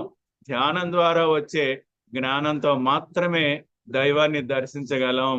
సో ధ్యానం గొప్పది. ధ్యానానికి గట్టిగా మనం క్లాప్స్ కొట్టుకోవాలి. So that is meditation. Meditation ఎంత పవర్ఫుల్ చూడండి. అంత గొప్ప ధ్యానాన్ని అనిత మేడం మీ అందరికీ 40 రోజులు 40 మంది మాస్టర్స్ ద్వారా మీకు అందిస్తున్నారంటే ఎంత అదృష్టవంతులో చూడండి. ధ్యానం అనేది ఆషామాషా విషయం కాదు. ధ్యానం అనేది చాలా చాలా గొప్పది, చాలా ఉన్నతమైనది. ఉత్తమోత్తములు ఉచ్ఛ్వాస నిశ్వాసలు. ఆ ఉత్తమోత్తమైన ఉచ్ఛ్వాస నిశ్వాసాలని 5 గంటలకల్లా మిమ్మల్ని లేపి ఆ ఉత్తమోత్తమైన ఉచ్ఛ్వాస నిశ్వాసాల దగ్గర మిమ్మల్ని కూర్చోబెడుతున్నారు ఆవిడ. ఆ ఉచ్ఛ్వాస నిశ్వాసాల దగ్గర కూర్చోవడం అంటే ఎక్కడ కూర్చోవడం? ఇప్పుడే చెప్పుకున్నాం కదా, శ్వాసలో దైవం ఉన్నాడంటే దైవం దగ్గర కూర్చోబెడుతున్నారు. సాక్షాత్ మీ పైసా ఖర్చు లేకుండా మీ ఇంట్లో మీరు కూర్చొని ఏ తిరుపతిలో షిరిడీలు లక్షల లక్షలు వేలు వేలు ఖర్చులు పెట్టుకొని 40 రోజులు యాత్రలు తిరిగి ఆ ఫుడ్ పడక ఈ ఫుడ్ పడక ఇవన్నీ బాధలు లేకుండా హాయిగా మీ ఇంట్లో మీరు కూర్చొని మీ శ్వాస దగ్గర నెమ్మదిగా తీసుకెళ్లి మిమ్మల్ని కూర్చోబెట్టి మిమ్మల్ని దేవుడితో కనెక్ట్ చేస్తున్నారు. That is Anitha madam. So ఎంత గొప్ప వర్క్ చేస్తున్నారు చూడండి. ఇదంతా తెలియని వర్క్ అన్నమాట. దీనిలో ఇంత అద్భుతాలు ఉన్నాయన్న సత్యాన్ని మనకి తెలియకుండా ఇదంతా మనకి అలా తీసుకెళ్ళి అలా కూర్చోబెట్టినారు Patri sir. That is Patriji. Patriji గురించి ఎంత చెప్పుకున్నా తరిగాయండి, ఎంత చెప్పుకున్నా. ఎందుకంటే సత్యాన్ని అంతగా డైరెక్ట్ గా నెయ్యి నోట్లో పోసినట్టు చేస్తున్నారు ఆయన. నెయ్యి కాసే పని, చిలికే పని ఇదంతా మీకు లేదు. డైరెక్ట్ గా నేతిని తీసుకొని మీ నోట్లో, చేతిలో కూడా కాదు, నోట్లో పోసేస్తున్నారు అనమాట. పాలు కాయాలి, పెరుగు తోడు పెట్టాలి, దాని మీద మేగడ తీయాలి, దాన్ని చిలకాలి, వెన్న తీయాలి, వెన్న కాయాలి, అప్పుడు నెయ్యి వస్తుంది. ఇంత ప్రాసెస్ అంతా లేకుండా మీకు డైరెక్ట్ గా దేవుడి దగ్గరికి తీసుకెళ్లి కూర్చోబెడుతున్నారు. ఆ నాలెడ్జిని మీ చేతిలో పోసేస్తున్నారు అనమాట, మీ నోట్లో పోసేస్తున్నారు. సో ఫ్రెండ్స్, ధ్యానం అంటే ఇంత గొప్పది, ఇంత ఉన్నతమైనది. ధ్యానం ద్వారా జ్ఞానం, జ్ఞానం ద్వారా మోక్షం. ఎందుకంటే జ్ఞానం వస్తేనే, దీన్ని భగవద్గీతలో శ్రీకృష్ణుల వారు ఏం చెప్తున్నారో చూడండి. ఒక శ్లోకంలో జ్ఞాన అగ్ని కర్మ దగ్ధానం అన్నారనమాట. జ్ఞానాగ్ని కర్మ దగ్ధానం. జ్ఞానం అనే అగ్ని నీ లోపల ఎంత గొప్పగా అది రాజుకుంటుందో, ఎంత గొప్పగా అది రగులుతూ ఉంటుందో అప్పుడు నీ కర్మలు దగ్ధమవుతాయి అన్నారనమాట. సో ఫ్రెండ్స్, ధ్యానాగ్ని కర్మ దగ్ధానం వల్ల అంటే ధ్యానం నువ్వు ఎంత ఎక్కువ చేస్తే అంతగా నీ కర్మలు దగ్ధమవుతాయి అలా. పూజాగ్ని దగ్ధానం అన్నా, నువ్వు ఎంత ఎక్కువ పూజలు చేస్తే అంత నీ కర్మలు దగ్ధమవుతాయి అలా. దేని వల్ల నీ కర్మలు దగ్ధమవుతాయి అన్నారు? జ్ఞానం వలన దగ్ధమవుతాయి అన్నారు. ఆ జ్ఞానం పెంచుకోవాలి. జ్ఞానం పెంచుకోవాలంటే ఏం చేయాలి? జ్ఞానం పెంచుకోవాలంటే వ్యాపారం కాదు, ఉద్యోగం కాదు. జ్ఞానం పెంచుకోవాలంటే పూజలు కర్మకాండలు కాదు. జ్ఞానం పెంచుకోవాలంటే చేయవలసిందల్లా ధ్యానం మాత్రమే. అదే కదా ఇక్కడ ఈ గురువు గారు ఏం చెప్పాడు? నువ్వు వెళ్ళి కళ్ళు మూసుకొని ధ్యానం చెయ్యి, నాలెడ్జి నీకు వస్తుంది అని చెప్పారు. నాలెడ్జి కావాలంటే ఏం చేయాలి? జ్ఞానం కావాలంటే ఏం చేయాలి? ధ్యానం చేయాలి. ధ్యానం చేయగా ఏమవుతాయి అంటే నీ కర్మలన్నీ దగ్ధమవుతాయి. కర్మలు దగ్ధమవడం కోసం నువ్వు ఎన్ని చేసినా లాభం లేదు. పూజలు, యజ్ఞాలు, యాగాలు, స్తోత్రాలు, మంత్రాలు, వ్రతాలు, జపాలు ఇవన్నీ ఎన్ని చేసినా కర్మలు దగ్ధం అవ్వవు.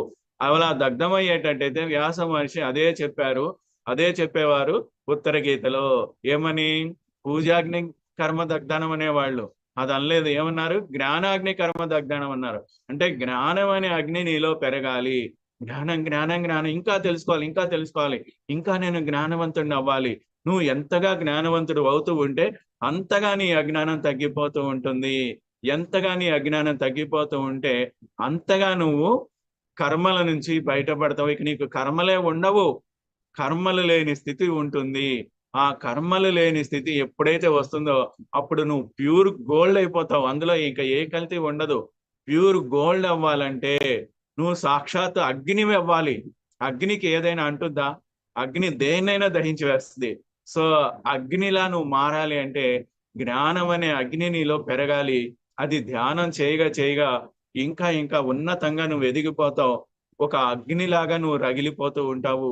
అప్పుడు నీకు ఎలాంటి కర్మలు అంటవు, నిన్ను ఏది దహించి వేయజాలదు. నువ్వే అన్నిటినీ దహించి వేస్తావు. నువ్వే అగ్నిగా మారిపోతావు. నువ్వే అన్నిటినీ దహించి వేస్తావు.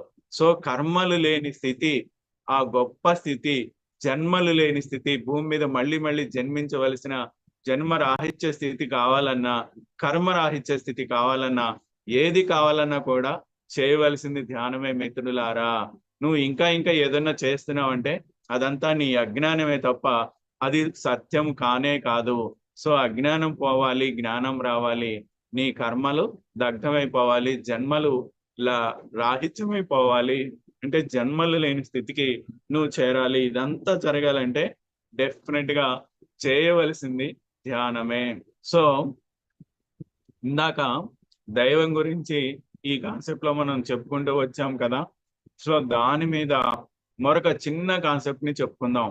ఒక చోట ఇప్పుడు ఎలా అయితే మన గురువు గారి సత్సంగాలు జరుగుతూ ఉంటాయో అలాగా నామదేవుడనే ఆ గురువు గారు ఒక గొప్ప సత్సంగం జరుగుతూ ఉంది ఆయన ఆశ్రమంలో. అలా ఆ సత్సంగం జరుగుతూ ఉంది. కొన్ని వందల మంది శిష్యులు ఆయన చుట్టూ ఉన్నారు, ఎంతో శ్రద్ధగా వింటూ ఉన్నారు. అప్పుడు బయట నుంచి ఒక కొత్త శిష్యుడు ఆగమేఘాల మీద వస్తున్నాడట. చాలా పరుగు పరుగున వస్తున్నాడు. ఎందుకు వస్తున్నాడు ఆ శిష్యుడు దేనికి వస్తున్నాడో లోపల ఉన్న గురువుకి అర్థమైపోయింది. ఆ శిష్యుడు వచ్చి అడగకుండానే ఈ గురువుకి అర్థమైపోయిందట. అదే మరి గురువులు అంటే, గురువులు నువ్వు చెప్పకుండానే, నువ్వు అడగకుండానే నీ ఆంతర్యాన్ని తెలుసుకోగలుగుతారు. దట్ ఈజ్ గురువు. అందుకే తల్లి, తండ్రి, గురువు, దైవం. దైవానికి 4వ ప్లేస్ ఇచ్చారు వేదాల్లో. దైవం 4వ ప్లేస్ లో ఉన్నాడు. ఫస్ట్ ఎవరు ఉన్నారు? తల్లి. తల్లి కూడా బిడ్డ ఆంతర్యం తెలిసిపోతుంది. పసిబిడ్డ ఏడ్చేస్తాడు గుక్క పెట్టి, వాడు చీమగుట్టి ఏడ్చాడా, లేదా చెమట పోసి ఏడ్చాడా, లేదా మూత్రం పోసి ఏడ్చాడా, లేదా ఆకలి ఏడ్చాడా, ఇది తల్లికి మాత్రమే తెలుస్తుంది. సో అందుకే తల్లి దైవంతో సమానం. అందుకే తల్లికి ఫస్ట్ ప్లేస్ ఇచ్చారు. తర్వాత తండ్రి, 2వ ప్లేస్ తండ్రి. తండ్రికి మాత్రమే తెలుస్తుంది కొడుక్కి ఏం కావాలా, వాడికి ఎంత ఫీజు కట్టాలా, ఏం బట్టలు కొనియాలా, వాడికి ఏమి ఇస్తే వాడు సంతోషపడతాడా. కష్టపడి సంపాదిస్తాడు. ఎవరి కోసం సంపాదిస్తాడు? బిడ్డల కోసమే సంపాదిస్తాడు. సో తండ్రికి మాత్రమే తెలుస్తుంది బిడ్డ యొక్క ఆంతర్యం. అందుకనే తండ్రి కూడా దైవమే. దైవం కాబట్టి నీ ఆంతర్యం తెలుసుకుంటాడు. నీకేం కావాలో నువ్వు అడగకుండానే తెలుసుకుంటాడు. అందుకే తల్లి, తండ్రి. 2వ ప్లేస్ తండ్రికి ఇచ్చాడు. 3వ ప్లేస్ ఎవరికి ఇచ్చారు? గురువుకి ఇచ్చాడు. మరి ఇప్పుడు ఈ గురువు గారికి తెలిసిపోయింది కదా, బయట నుంచి ఆ కొత్తగా శిష్యుడు వస్తున్నాడు, వాడు ఎందుకు వస్తున్నాడో, వాడికి ఏం కావాలో తెలిసిపోయింది. తెలిసిపోయి పక్కనున్న శిష్యుడిని సైగ చేసి పిలుస్తాడట. పిలిచి, అరే ఇట్రారా శిష్య, బయట నుంచి అదిగో ఆ కొత్త వ్యక్తి వస్తున్నాడు కదా, వాడి కోసం వాడు ఎంత దూరం నుంచో వాడు వస్తున్నాడు, వాడి కోసము నువ్వు లోపలికి వెళ్ళి ఒక గ్లాస్తో నీళ్లు తీసుకో, ఆ నీళ్లలో 2 స్పూన్లు చక్కెర వేసి చక్కగా కలుపుకొని ఆ గ్లాసు తీసుకొనిరా అని చెప్తాడు. చెప్తే ఆ గురువు ఏం చెప్తాడో ఈ శిష్యుడు అదే చేస్తాడు. ఒక గ్లాసు వాటర్ తీసుకున్నాడు, దానిలో కాస్త చక్కెర వేశాడు, చక్కగా కలుపుకొని ఆ గ్లాస్ తీసుకొచ్చి గురువు గారి చేతిలో పెట్టాడు. ఈ లోపల ఆ కొత్త శిష్యుడు రానే వచ్చాడు. వచ్చి ఆ శిష్యుడు ఆయాసంగా పెద్దగా అడుగుతున్నాడు అనమాట. గురువు గారు మీరు చాలా పెద్ద గురువు అంట, మీకు అన్నీ తెలుసు అంట, మీరు ఏదైనా చేయగలరంట, నాకు ఎప్పటి నుంచో దేవుణ్ణి చూడాలని ఉంది. నేను ఎంతో మంది గురువుల దగ్గరికి ఆశ్రమాల చుట్టూ తిరిగాను, కానీ వాళ్ళు ఎవరు నాకు చూపించలేకపోయారు. అది మీకు మాత్రమే సాధ్యం. మీరు డెఫినెట్ గా చూపించగలరు. మీరు నాకు ఇప్పటికిప్పుడు నాకు దేవుణ్ణి చూపించాలి, నేను దేవుణ్ణి చూడాలి అని అడుగుతాడు. అవునా నాయన, రారా, నువ్వు ఎంత దూరం నుంచో నడుచుకుంటూ వచ్చావు, అలసిపోయావు, ఇట్లా ముందు ఈ గ్లాస్ తీసుకో అన్నాడు. ఆ గ్లాస్ చేతిలో పెట్టాడు. సరే ఆ గ్లాస్ చేతిలో పెట్టి దాంట్లో ఏముందని అడిగాడు. ఏముందంటే, ఏముంది గురువు గారు, దీంట్లో నీళ్లు ఉన్నాయి అన్నాడు. అవునా, నీళ్లే ఉన్నాయా, ఇంకేం లేవా అని అంటున్నాడు. ఇంకేం లేదు, నీళ్లే ఉన్నాయి దీంట్లో, ఇది నీళ్లే, ఈ గ్లాసు నీళ్లే ఉన్నాయి అన్నాడు. అవునా, అయితే ఆ నీళ్లు కొంచెం తాగి ఆ తర్వాత చెప్పు నాయనా అన్నాడు. 2 గుటకలు నీళ్లు తాగాడు. తాగిన తర్వాత ఇందులో చక్కెర ఉంది అన్నాడు. అవునా, దానిలో చక్కెర ఉందా, ఏది నాకు చూపించన్నాడు. నేనెలా చూపించగలను, నేనెలా చూపించగలను అన్నాడు. మరి దైవాన్ని నన్ను చూపించమని అడుగుతున్నావే, నువ్వు దానిలో ఉన్న చక్కెరనే నాకు చూపించలేకపోయావు. అంతటా నిండి ఉన్న దైవాన్ని నేనెలా చూపించగలను? ఆ పువ్వుల్లో ఉన్నాడు దైవం, ఈ గాలిలో ఉన్నాడు, ఆ ఈగలో ఉన్నాడు, ఈ దోమలో ఉన్నాడు, నీలో ఉన్నాడు, నాలో ఉన్నాడు. అంతటా నిండి నిబిడీకృతమై ఉన్న దైవాన్ని నన్ను చూపించమని అడుగుతున్నావే, నువ్వు ఆ గ్లాసులో ఉన్న నీళ్లలో ఉన్న చక్కెరనేమే చూపించలేకపోయావు, అంతటా ఉన్న దైవాన్ని నేనెలా చూపించగలను?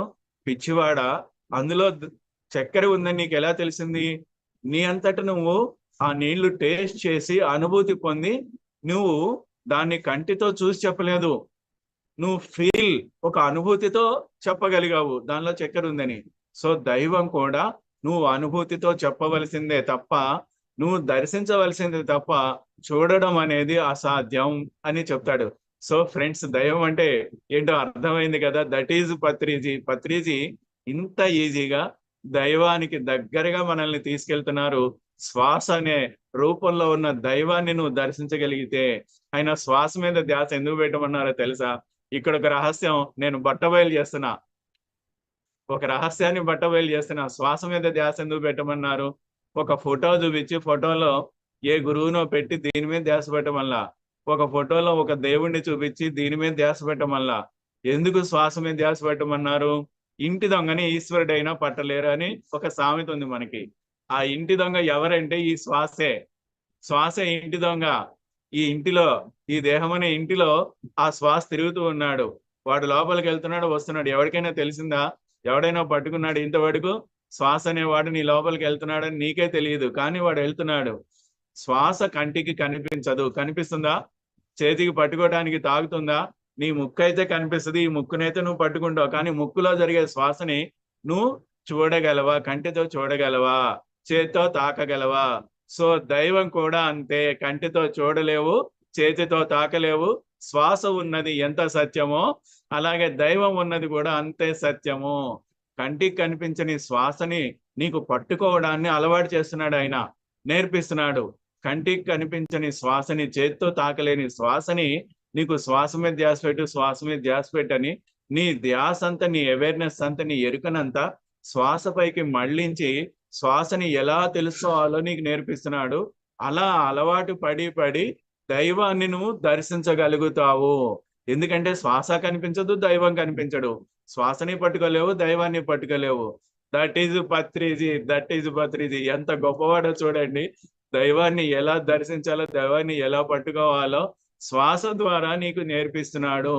సో ఫ్రెండ్స్, దైవాన్ని మనం దర్శించాలి, దైవాన్ని మనం గ్రహించాలి. మన నాలెడ్జ్తో దైవాన్ని తెలుసుకోవాలంటే ఖచ్చితంగా శ్వాసని పట్టుకోవాలి, శ్వాసని తెలుసుకోవాలి, శ్వాస ద్వారా దైవాన్ని చేరుకోవాలి. సో శ్వాస మీద ధ్యాస, శ్వాస మీద ధ్యాస అనే ఒక అద్భుతమైన ప్రక్రియ. అలాంటి ధ్యాన సాధన ద్వారా నాలెడ్జిని నువ్వు పొందుతావో ఆ నాలెడ్జియే నీకన్నీ తెలియచేస్తుంది. So everything is knowledge. నాలెడ్జిలో అంతా ఉంది, సమస్తం అంతా ఉంది. సమస్తం అంతా నాలెడ్జ్ ద్వారా నీకు తెలియబడుతుంది. సో ఫ్రెండ్స్, నాకు ఇంత చక్కటి అవకాశం ఇచ్చిన అనిత మేడంకి, వాళ్ళ టీం అందరికి కూడా ఒక్కసారి కృతజ్ఞతలు, ధన్యవాదాలు చెప్పుకుంటున్నాను. Thank you madam, thank you very much. Thank you so much sir, చాలా అద్భుతంగా చెప్పారు.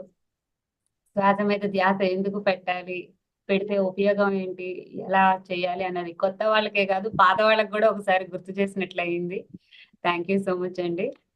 మాస్టర్స్, ఎవరికైనా సార్తో మాట్లాడాలనుకుంటే హ్యాండ్ రైజ్ చేయండి. థ్యాంక్ యూ సార్ అని మెసేజ్ పెడుతున్నారు సార్, చాలా బాగా చెప్పారు అనేసి. Thank you madam, thank you very much. Hand raise చేయండి మాస్టర్స్. నమస్తే సార్, శ్రీనివాసరావు గారు. నమస్తే మేడం. చాలా చక్కగా చెప్పారు సార్. శ్వాస మీద ధ్యాస ఎందుకు పెట్టాలి, మనలో ఉన్న భగవంతుని మనం ఎలా దర్శించాలి అని, దైవ కార్యం అని. శ్వాస చాలా మంది డౌట్ ఉంటుంది, శ్వాస మీద ధ్యాస ఎందుకు పెట్టాలి అని. దాన్ని చాలా క్లారిఫై చేశారు సార్, చాలా చక్కగా వివరించి చెప్పారు. Thank you madam. Thank you very much అండి. నిజంగానే చాలా మందికి శ్వాస మీద ధ్యాస ఎందుకు పెట్టాలని డౌట్ ఉంటుందండి. అవునండి. ఎంత పెద్ద ఏజ్ 60-70 ఏజ్ వాళ్ళు కూడా ఏదైనా గురువు మీద పెట్టమంటారు, దేవుడి మీద పెట్టమంటారు, మీరేంది శ్వాస మీద పెట్టమంటారు అంటారు. అంటే శ్వాస మీద ఎందుకు పెట్టాలో వాళ్ళకి తెలియదు. అసలు శ్వాస అంటే ఏంటో తెలియదు, శ్వాస ఎంత పవరో తెలియదు. అది తెలుసుకున్న తర్వాత ఇలా కొంచెం క్లారిటీగా మనం చెప్పినప్పుడు వాళ్ళు అర్థమయ్యి ఓ ఇక శ్వాస మీద ధ్యాస పెడతాం, శ్వాసే పవర్ఫుల్ అని అంటారు. నిజంగా శ్వాస మీద ఎందుకు పెట్టాలో దాన్ని ఇంకా చెప్పడానికి చాలా ఈజీగా ఒక మంచి కాన్సెప్ట్ ఉందండి. ఇంకోసారి ఎప్పుడైనా దాని గురించి కూడా చెప్పుకుందాము. శ్వాస అసలు ఏంటో, శ్వాసను ఎందుకు పెట్టాలో అది కూడా. ఎందుకంటే ఇప్పుడు ధ్యానం అంటే మనం ఎనర్జీని పొందడం, అంతేనా మేడం? ఎనర్జీని లాస్ చేసుకోవడమా, ఎనర్జీని గెయిన్ చేయడమా ధ్యానం అంటే? ధ్యానం అంటే ఎనర్జీని గెయిన్ చేయడం. ఇప్పుడు మీరు ఒక గురువు మీద ధ్యాస పెడతారు, లేదా ఒక దేవుడి మీద ధ్యాస పెడతారు అంటే దాన్ని ఊహిస్తున్నారు, దాన్ని మీరు ఇక్కడ క్రియేట్ చేసుకుంటున్నారు. అప్పుడు మీరు ఒక దాన్ని ఊహించినప్పుడు మీకు ఎనర్జీ లాస్ అవుద్దా, లేకపోతే గెయిన్ అవుద్దా? లాస్ అవుద్ది. సో శ్వాసని మీరు అబ్జర్వ్ చేయడానికి, శ్వాస అనేది ఆల్రెడీ ఉంది. శ్వాసని మీరు ఇక్కడ ఊహించడంలా, సృష్టించడంలా, కేవలం దాన్ని అబ్జర్వ్ చేస్తున్నారు. ఇప్పుడు నేనున్నాను ఇక్కడ ఎదురుగా, నన్ను మీరు చూస్తున్నారు, అబ్జర్వ్ చేస్తున్నారు. దీనికి ఎనర్జీ ఖర్చు కాదు. సో శ్వాస ఉన్నది, ఉన్నదాన్ని గమనించడం వలన ఎనర్జీ ఖర్చు కాదు, లేని దాన్ని నువ్వు ఊహించుకోవడం వలన ఎనర్జీ ఖర్చు అవుతుంది.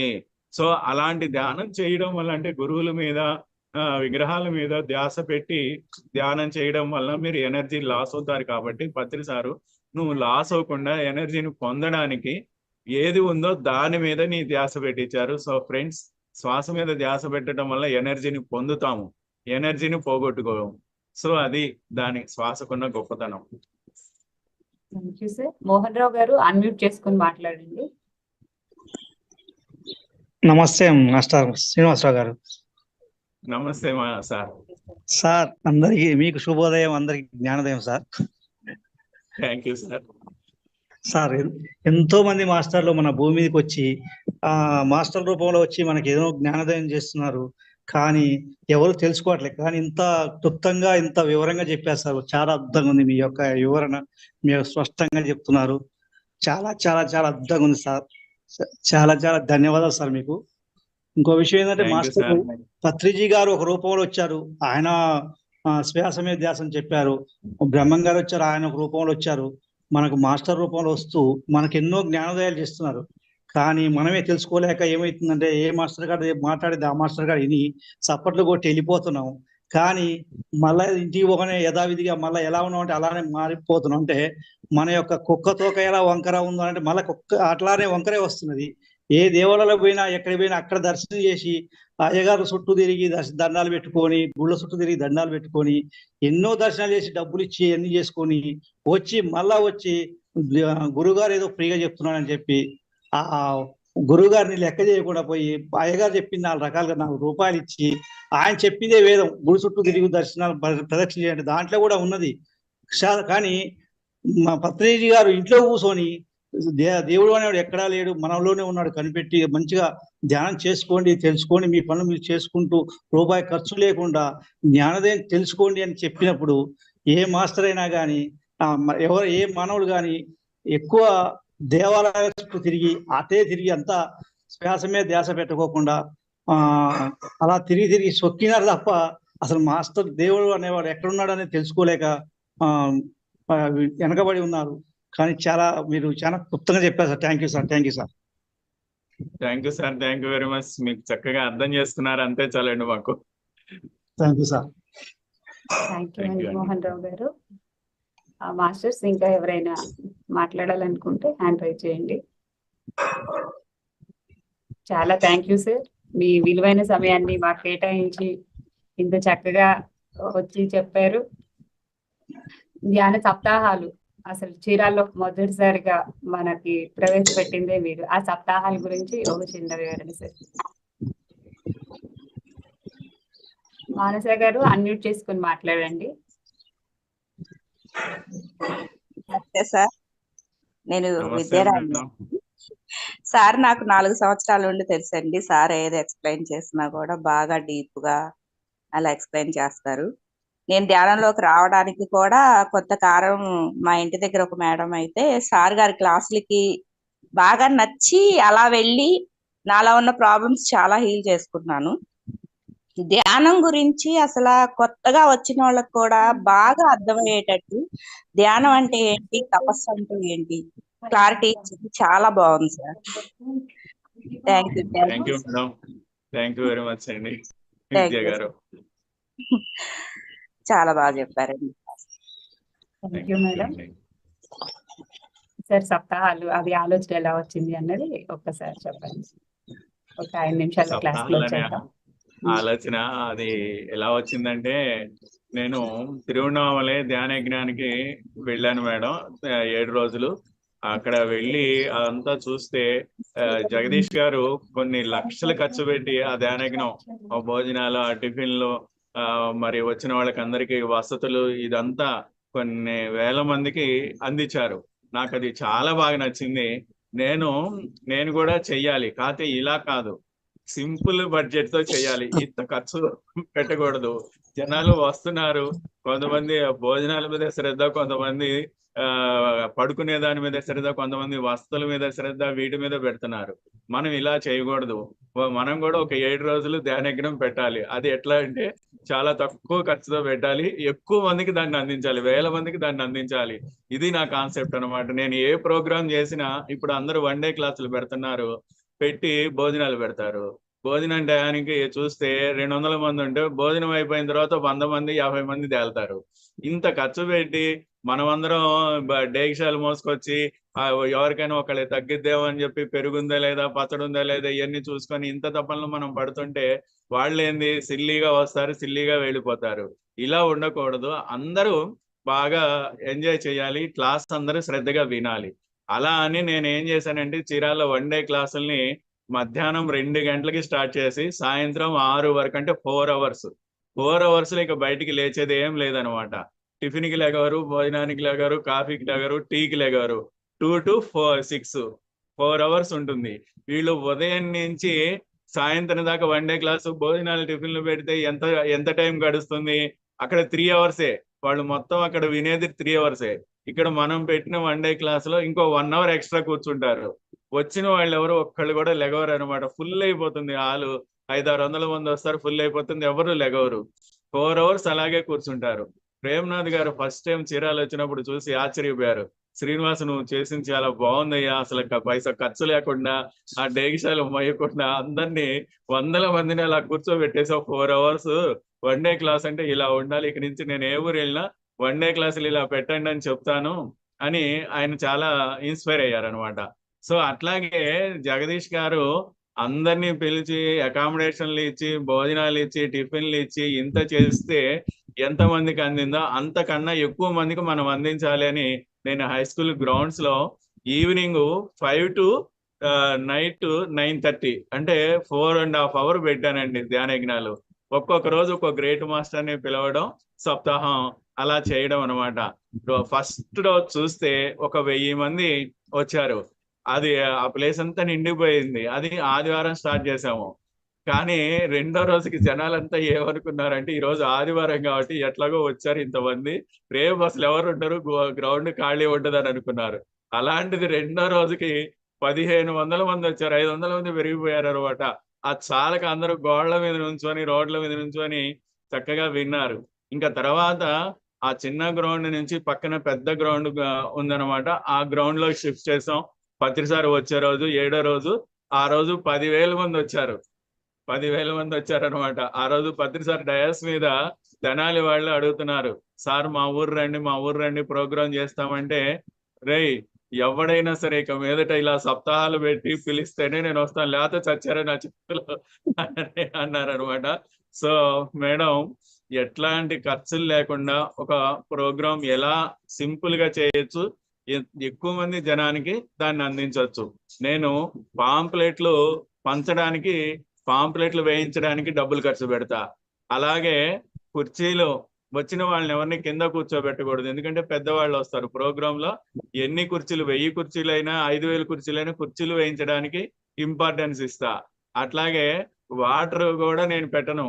వాటర్ కూడా ఎవరి బాటిల్ వాళ్ళు తెచ్చుకోండి. ఇప్పుడు ఎక్కడో వాటర్ క్యాన్ పెడతాము, అందరినీ ధ్యానంలో తోసుకుంటూ వెళ్తారు. యువతలు వీళ్ళకి డిస్టర్బెన్స్, వాళ్ళకి డిస్టర్బెన్స్.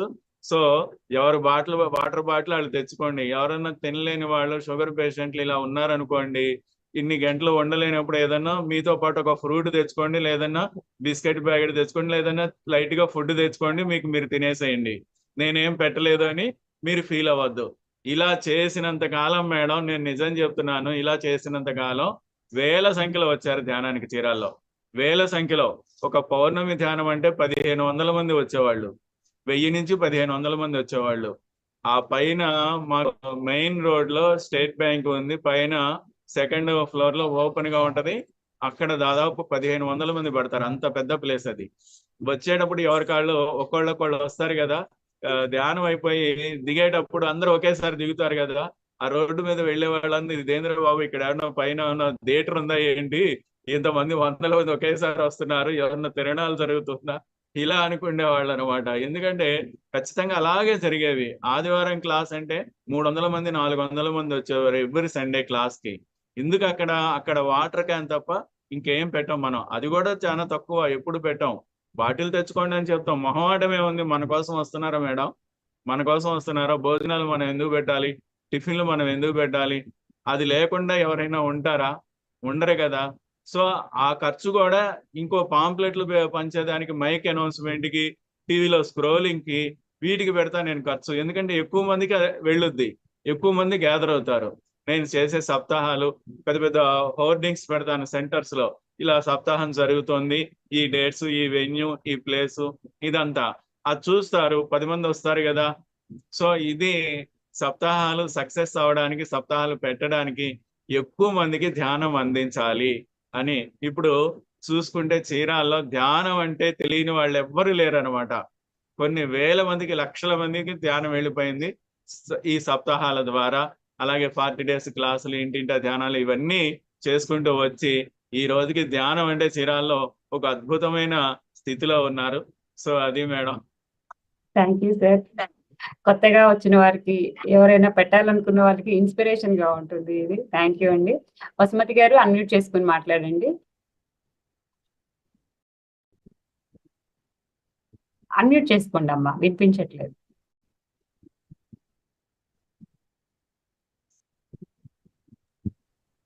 చాలా అద్భుతంగా విన్నాము. నాకు తొలి గురువు శ్రీనివాస్ గారే. లక్షల మందికి నేర్పారు ధ్యానం అంటే ఏంటో. వాళ్ళ ఇంట్లో నన్ను ఒక భాగంగా చూసుకుంటారు, ఎంతో ప్రేమతో చూసుకుంటారు నన్ను. చాలా అద్భుతమైన జీవితము సార్తో గడిపింది మేము. ఎన్నో క్లాసులు అంటే చెప్పలేని క్లాసులు, పరిగెత్తే వాళ్ళం. ఈ ధ్యానం ఎందుకు అనేది మాలో రాలా క్వశ్చన్. ధ్యానం క్లాస్ పెడుతున్నాము అంటే పరిగెత్తామే గాని ఎందుకు ధ్యానం చేయాలి, దేనికోసం చేయాలి, ఏ క్వశ్చన్స్ కూడా మాలో రాలేదు. అలా ఎదిగాము మేము అందరం కూడా మాస్టర్స్ గా. ఆయన చేసుకుంటున్నాము, మేమందరం మాస్టర్స్ గా ఎదిగాము. అలా ఇచ్చారు మాకు స్వేచ్ఛ. ఎలా క్లాసులు చెప్పాలో, ఎలా నేర్పాలో అవన్నీ కూడా మాకు నేర్పారు సార్. చాలా అద్భుతమైన జీవితంలో ఉన్నాం. Okay sir, thank you. Thank you madam, thank you very much అండి. థ్యాంక్ యూ అమ్మా. లక్ష్మి గారు మాట్లాడండి. నమస్తే సార్. నమస్తే మేడం. అద్భుతం సార్. మీరు అందరికీ ఈ రోజు ఒక అమృత పాత్రను అందించారు సార్ మీ వివరణ ద్వారా. అద్భుతం సార్. ఎన్నో ఉదాహరణల ద్వారా చక్కగా అర్థం చేసుకోలేని వాళ్ళు కూడా చక్కగా అర్థం చేసుకునేలాగా వివరణాత్మకంగా వివరించారు. మీరు మా అందరికీ చక్కటి జ్ఞానాన్ని అందించారు సార్. నాకు ఇది విన్న తర్వాత నాకు సాయి సచ్చరిత్రలో సాయి దగ్గరికి ఒక ధనికుడు వస్తాడు కదా సార్, ఆత్మజ్ఞానం కావాలి అని చెప్పేసి. అది నాకు స్ఫురణకు వచ్చింది సార్. ఆయన ఆత్మజ్ఞానం కావాలని వచ్చారు, కానీ అప్పుడే సాయి కొంచెం ధనం కోసం ఒక పిల్లవాడిని బయటికి పంపిస్తారు. అక్కడ అదంతా కూడా ఈయన చూస్తూ ఉంటారు, కానీ ఈయన దగ్గర ఎంతో ధనం ఉంటుంది. ఆయన పిల్లవాడు బయటికి వెళ్ళడం, ఆయన లేరంట అంటే మరీ పంపించడం, మళ్ళీ పంపించడం, ఇదంతా జరుగుతూ ఉంటుంది. అలాగే ఇక్కడ దీని ద్వారా ధ్యాన సాధన ద్వారా జ్ఞానం ద్వారానే ముక్తి మోక్షం. అది ఇక్కడ అసలు జ్ఞానం అనేదే సాధన ద్వారా అది సాధించుకోకపోతే ఆత్మజ్ఞానం అనేది, ఆ ముక్తి అనేది ఎలా వస్తుంది? ఇక్కడ సాధన చాలా ప్రమాణం.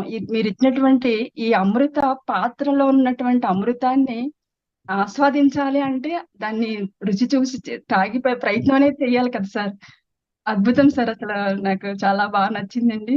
నేను చాలా మంది మిత్రులకి ఇది పంపిస్తాను, చాలా మందికి తెలియజేస్తాను సార్. చాలా చాలా సంతోషంగా ఉంది master. Thank you. PMC thank you madam, madam, thank you Anitha very much. Madam, Sujatha madam, team అందరికీ కూడా చక్కటి అసలు అంత అద్భుతమైన మాస్టర్స్ ని తీసుకొచ్చి జ్ఞానాన్ని అందిస్తున్నారంటే చాలా చాలా అద్భుతం మేడం. మీ అందరికీ కూడా ధన్యవాదాలు. Thank you sir. Thank you. Thank you madam. Thank you madam.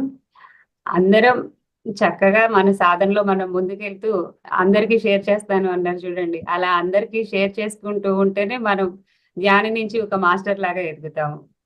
ఇప్పుడు మాస్టర్ శ్రీనివాస్ మాస్టర్ ఎంతో మంది మాస్టర్స్ ని తయారు చేశారు. ప్రతి ఒక్కరం మన ప్రయత్నం మనం చేద్దాం. థ్యాంక్ యూ అమ్మా. మేడం.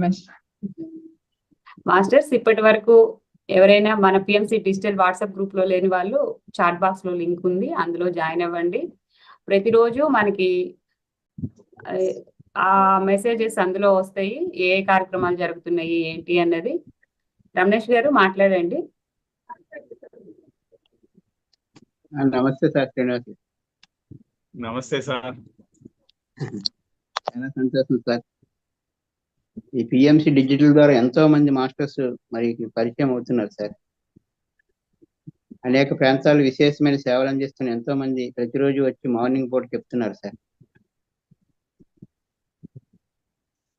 పితామహ ఆశయం ఏంటంటే ప్రతి ఒక్కరూ మిస్టర్ నుంచి మాస్టర్ గా మారాలి, మాస్టర్ నుంచి గ్రాండ్ మాస్టర్ గా మారాలి. అలా మీరు చీరాలలో ఎంతో సర్వీస్, మీతో పాటు నేను ప్రయాణం చేశాను ట్రైన్లో బెంగళూరుకి వెళ్ళేటప్పుడు, జ్ఞానయజ్ఞకి వెళ్ళేటప్పుడు. అవును సార్. నేను విశాఖపట్నం ఉంటాను కూడా వచ్చానండి. ఒక నైట్ మీతో ఉన్నాను మీ ఇంట్లో, మీ పిరమిడ్ లో. పిరమిడ్ లో లేను కానీ మామూలుగా కలిసాను సార్. లేదండి, అక్కడ అగర్తపాలెం క్లాస్ అయ్యి ఆ తర్వాత అటు ఒక విలేజ్ కి వచ్చాను. ఆ తర్వాత మీరు అక్కడి నుంచి మీ ఇంటికి తీసుకెళ్లారు. నాకు గుర్తుంది, మీరు మర్చిపోయి ఉంటారు. విశాఖపట్నం మాస్టర్. విశాఖపట్నం మాస్టర్. మీరు విశాఖపట్నం. అవును సార్. అదే నేను పిరమిడ్ ఏం కట్టలేదు కదా అనుకు నేను ఆలోచిస్తున్నాను. ఇంకా వేరే వేరే మాస్టర్లు అండి. నేను కూడా ప్రయత్నం చేశాను సార్, పిరమిడ్ కడదామని అనుకున్నాను కానీ మరి ఎందుకు అవ్వలేదు. అలా కూర్చొని ఆలోచించినప్పుడు ఒక పిరమిడ్ కడితే ఉండిపోతావు, నువ్వు పిరమిడ్ కడితే ఉండిపోతావు కాబట్టి పిరమిడ్ కట్టుకొని అన్ని ఊర్లు తిరగాలి. ఈ డౌట్ బాగా వచ్చినప్పుడు పత్రిక గారు ఒకరోజు హైదరాబాద్ మాస్టర్ వెంకటేశ్వర గారు పిరమిడ్ ఓపెనింగ్ అక్కడికి వెళ్ళినప్పుడు చెప్పారన్నమాట, నువ్వు పిరమిడ్ కట్టావే, నేను అన్ని సాధించగా నేను పిరమిడ్ కట్టలేకపోయినా అన్నారు సార్. ఇప్పుడు కడతారేమో సార్, ఆ మాట వచ్చింది కాబట్టి. అవును సార్. సార్ ఈ రోజు అంటే తనేంటో తెలుసుకొని తనలో శక్తిని వెలిగి సమాజానికి అందించమని ఒక పుస్తకం చదివాను సార్. అలాగా ప్రతి ఒక్క మాస్టర్ కూడా పత్రిక గారి ఆశయం ద్వారా, ఎందుకంటే తనేంటో తెలుసుకొని తనలో శక్తిని వెలిగి సమాజానికి అందిస్తున్నారు. మరి చీరాలలో ఒకే ఊర్లో అన్ని పిరమిడ్లు రావడం గొప్ప విషయం సార్. చాలా పట్టణాలు ఉన్నాయి కానీ కొన్ని పిరమిడ్లు ఉన్నాయి, కానీ చీరాలలో 150 అప్పటికే 150 పైన అన్నారు. మరి ఇప్పుడు నాకు తెలియదు. అన్ని పిరమిడ్లు విస్తారంగా వచ్చాయన్నమాట. ప్రతి మిద్ది మీద ఒక పిరమిడ్ రావాలన్నారు పత్రిక గారు. మ్యాక్సిమం వచ్చాయన్నమాట చీరాలలో సార్. చాలా సేవలు అందిస్తున్నారు సార్. అయితే పత్రిక గారి పుస్తకం ఇది ప్రతి ఒక్కరూ చదవాలి సార్. ఈ రోజు మీరు చక్కగా క్రియాయోగం కోసం చెప్పారు, తపస్వాధ్యాయ ఈశ్వర ప్రణిధానం.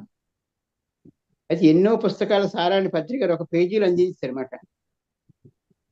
ప్రతిరోజు నాకు చాలా పుస్తకాలు క్లాస్ అయిపోయినని గుర్తొచ్చింది. ఇవాళ మీరు చెప్పిన తర్వాత ఏ పుస్తకం నాకు గుర్తు రావట్లేదు, ఎక్కడ అర్థం అవట్లేదు, ఏ పుస్తకం తీయాలని.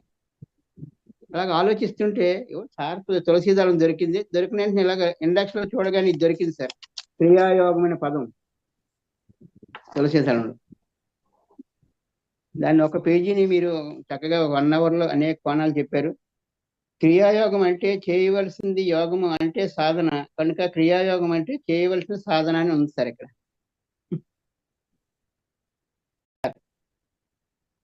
హలో సార్, కొంచెం ఏదో ప్రాబ్లం వచ్చారు, కనిపిస్తున్నారు, వింటున్నారు, చెప్పండి మీరు. తపస్వాధ్యాయ ఈశ్వర ప్రణిధానమే క్రియాయోగ. ఇది పతాంజలి మహర్షి చెప్పిన యోగ సూత్రాల్లో ఒకటి.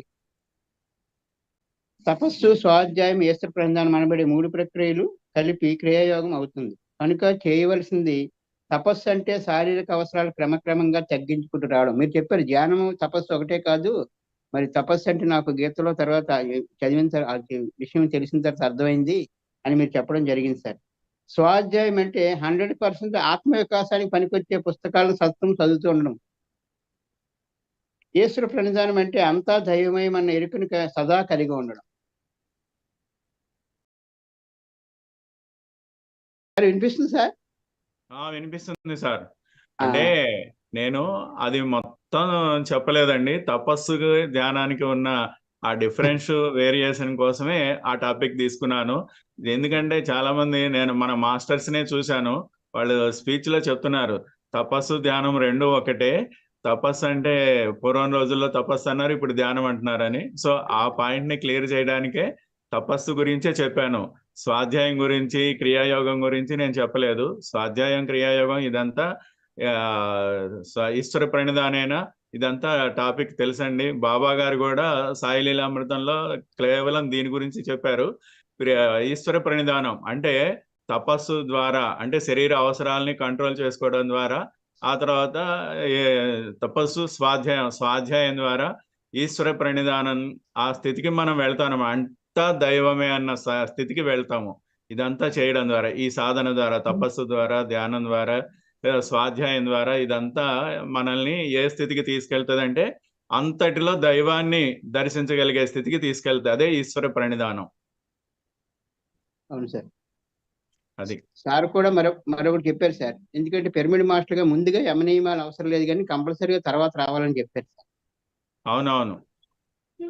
అందులో శౌచము, సంతోషము, తపస్సు, స్వాధ్యాయ, ఈశ్వర ప్రణిధానం అక్కడ కూడా నేను టచ్ చేశాను సార్. ఆ బుక్ లో నాకు ఇంత పుస్తకం దొరికింది సార్. ఎందుకంటే అది చిన్న పాప, 8 సంవత్సరాల పాపకి ఒక గురువు గారు అనుభవానంద స్వామిని రాశారన్నమాట. సాధన రహస్యాలు అప్పుడు చదవమనేవారు పత్రిక.